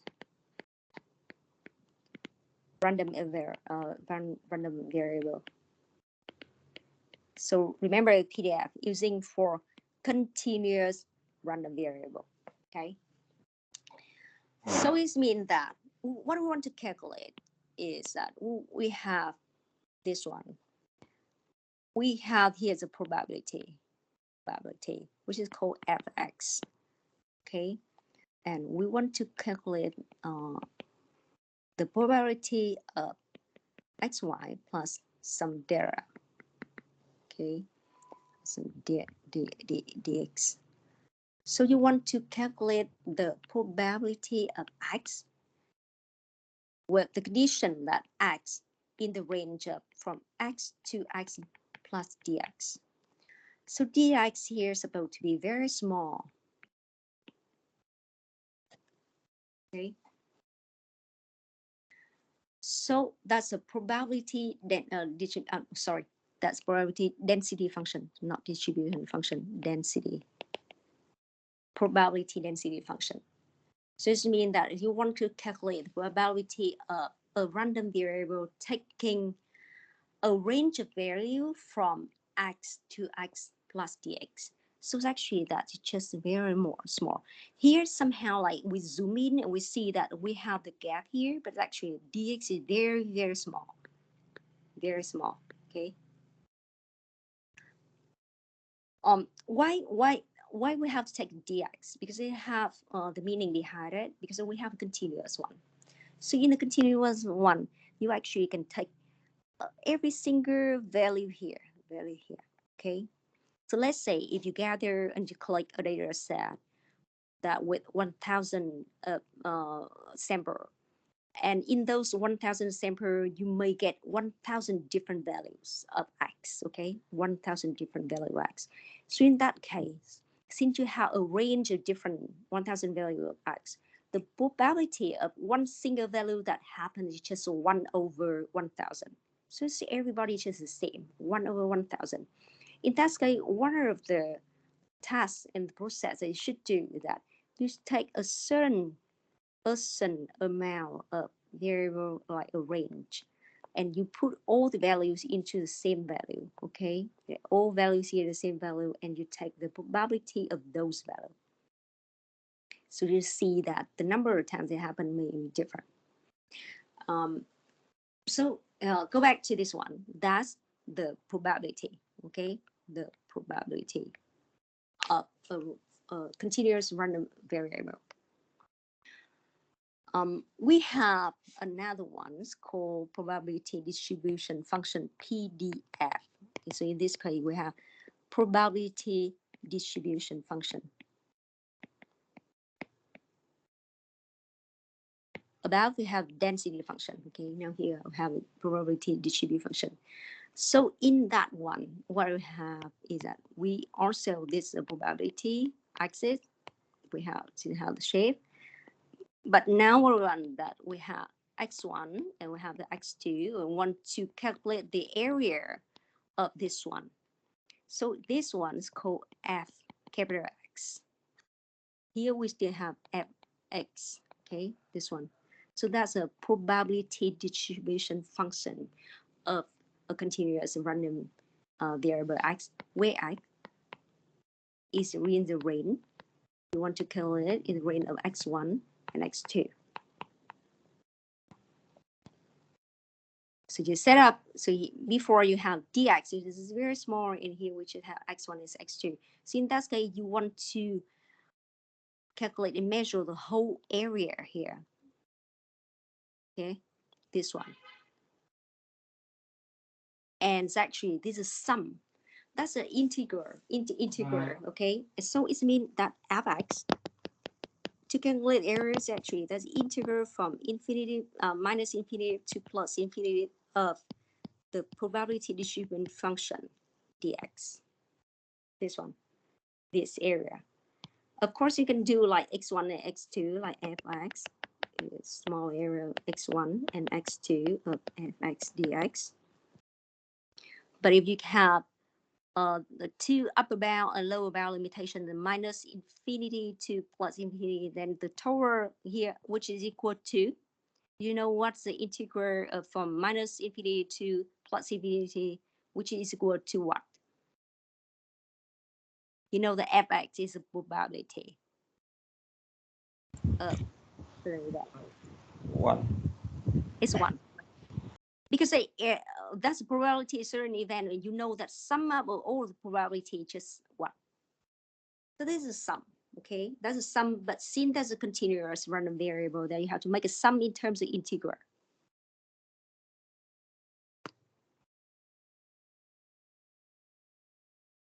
Okay, so that's for I is continuous one. And how about X is a discrete?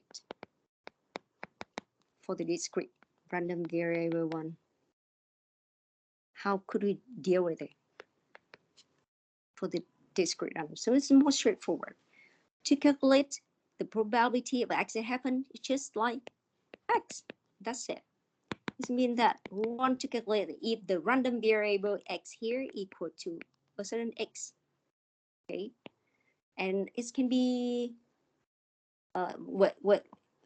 sorry, this one with X is equal to 2K. Let's say you just calculate exactly where X is XE. But for the continuous one, you calculate from XE to some XE plus a small value here, dx. But for the discrete one, you just calculate straightly to if it equal to exactly XE.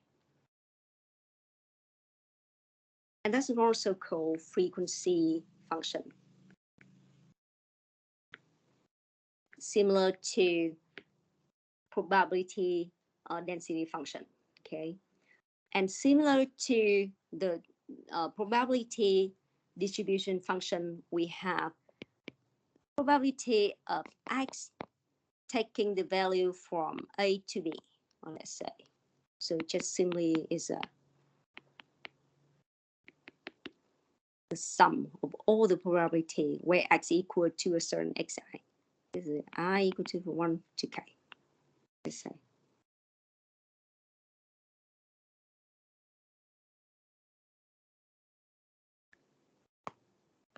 Okay.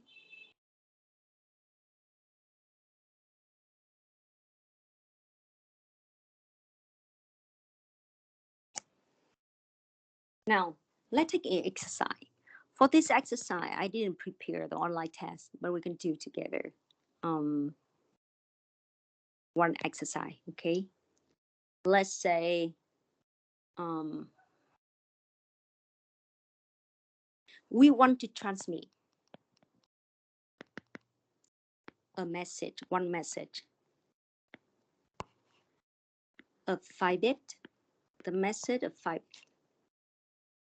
over an arrow prong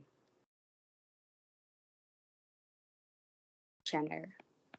So I mean that channel has some arrow. It's not arrow free, okay? Provided the probability of sending 1 bit, of sending 1 bit with the arrow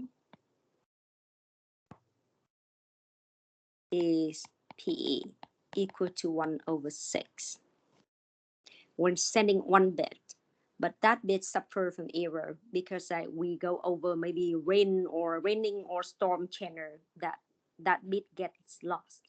So in that bit get lost or distorted, we're saying that that's a error bit, an error bit, and the probability of that bit having that error is 1 over 6.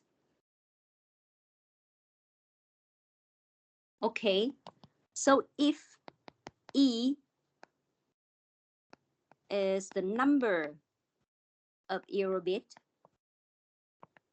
the bit with error in the received message. Okay, if we have E is a number of bits with error in the received message, because we're sending from transmitter to receiver over maybe a raining channel, let's say was storm, a lot of error. So we have the message with a certain like number 5 bits here, and we see also 5 bits with the error, and we know that E is a number of error in the receive message here, in the receive message over here. Okay.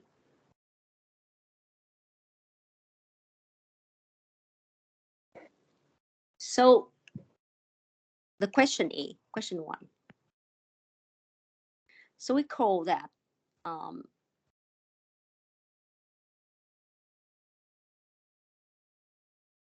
X is a random variable in that case. So we want to know that E belongs to a delta, omega. And can you define, question 1, what's going to be the omega? That how many values happen in those omega? And then we want to know that we want to calculate the probability of sending a message without error. Okay, so this means like E equal to 0 and sending E equal to 1, or X equal to 0, X equal to 1.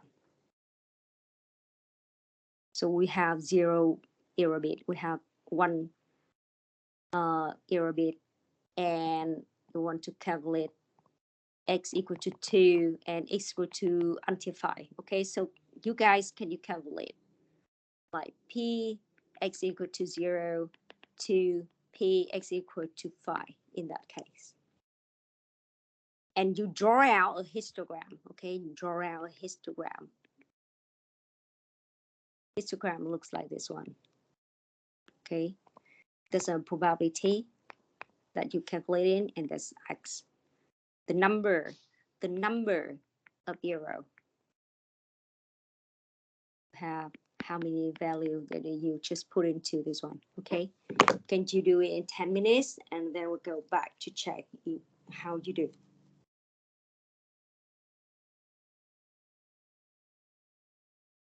In 10 minutes, okay? In 15:46, we'll go back again.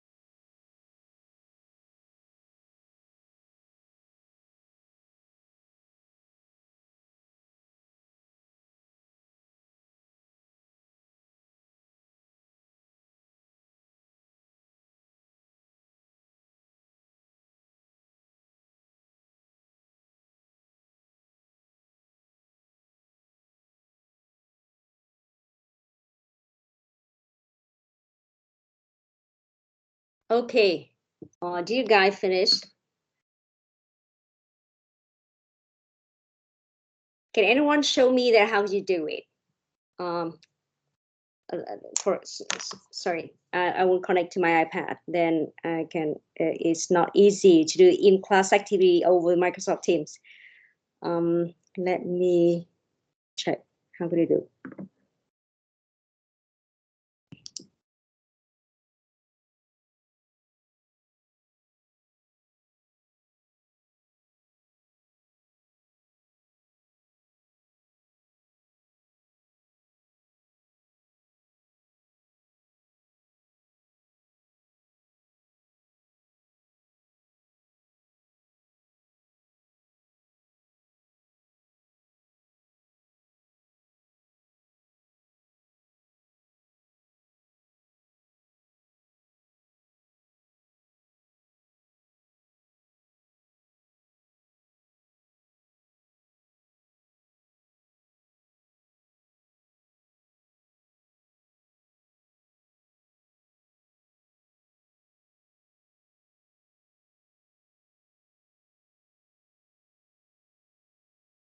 Can you rotate the picture?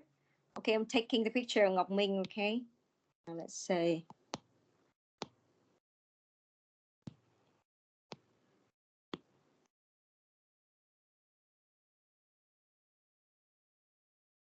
Where's Ngọc Minh?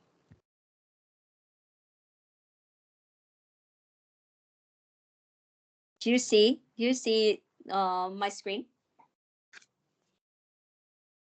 Hello? Yes. Yes, yes. Okay. So this Ngọc Minh answer. Can you have a look?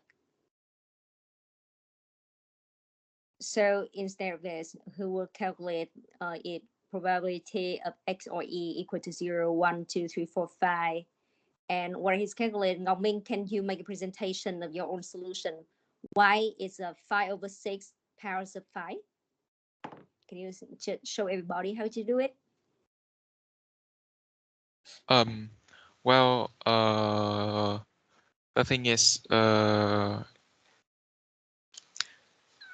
if the probability of the error is 1/6, then the probability of the bit is not 0 will be 5/6, right? Okay. Right. So the probability is that no bits got error, so the whole 5 bit is not error. So that means the 5/6 multiplies in 5 times. It will be 5/6 Okay. in 5.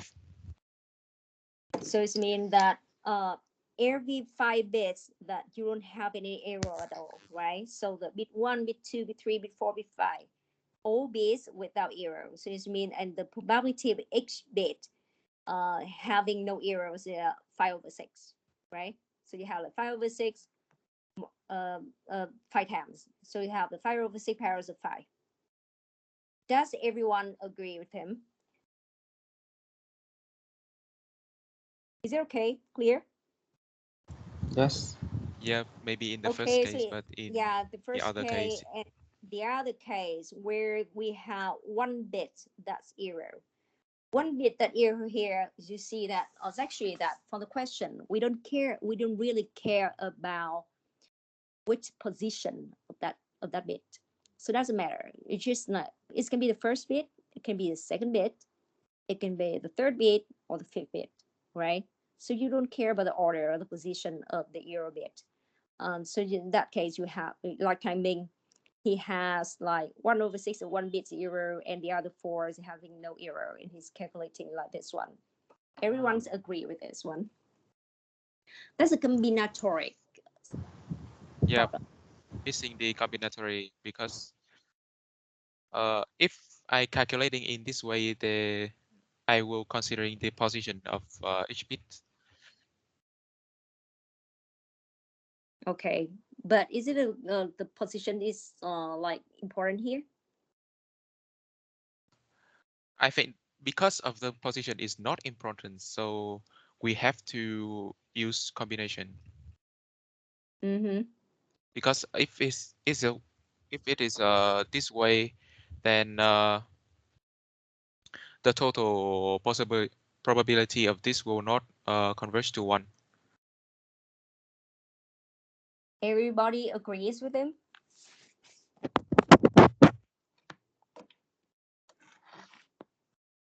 Yes. So in the same way, he's calculated like 2, 3, 4, 5, and finally he comes up with a histogram like this one, like from 0, 1, 2, 3. So he draw down the probability in the y-axis accordingly, and finally you have such a histogram like this one. It looks like exponential, logistic one, like logarithm one, and that's a histogram that you actually can do. Why I'm asking you guys to draw out histogram, because it gives you a clear look at how the distribution should be. It looks like the distribution. Because there's some distribution, it looks like a bell shape. Or from someone like this one, looks like a long tail one with a very long tail. And that's one example of the distribution, how the distribution of probability looks like according to probability. Okay. And today we ended here like a few minutes earlier because I will have to go to the hospital. Sorry, because I have the appointment with the doctor. Then I have to go back to the hospital because I couldn't finish in the morning. So I have to go back to the hospital to take the result. So we finish it here. Next time, what we're going to study more is about the expected value, the variance, the standard deviation, and as such things, and go on, and we'll have more mini tests over online. Okay. So thank you guys for the first lesson to the semester, and hope that you enjoy the online class, even though I know that we cannot face to face. But Sorry, teacher. yeah. But hopefully that everything's going smoothly. Do you think that you enjoy the class, and do you think that is helpful for you?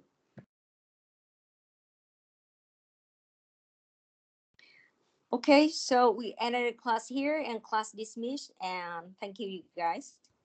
Can you share the English book again? We don't have any access to it. Yeah. Oh, okay. Well, because actually they have English book, but that's a paper book. I will have a look into digital library and find out the English book for you. Actually, that I share the two books, but you couldn't access, right? Or what? We can only access the Vietnamese one, but not the Okay, English. okay, I'll do it. But after maybe in the evening, okay? Because I have to rush to the hospital now. They're calling me. So and when I go back, then I will share with you. I just open up the accessible permit. Then you guys can access it. Yes. Okay. Thank you. Okay. Thank you, guys.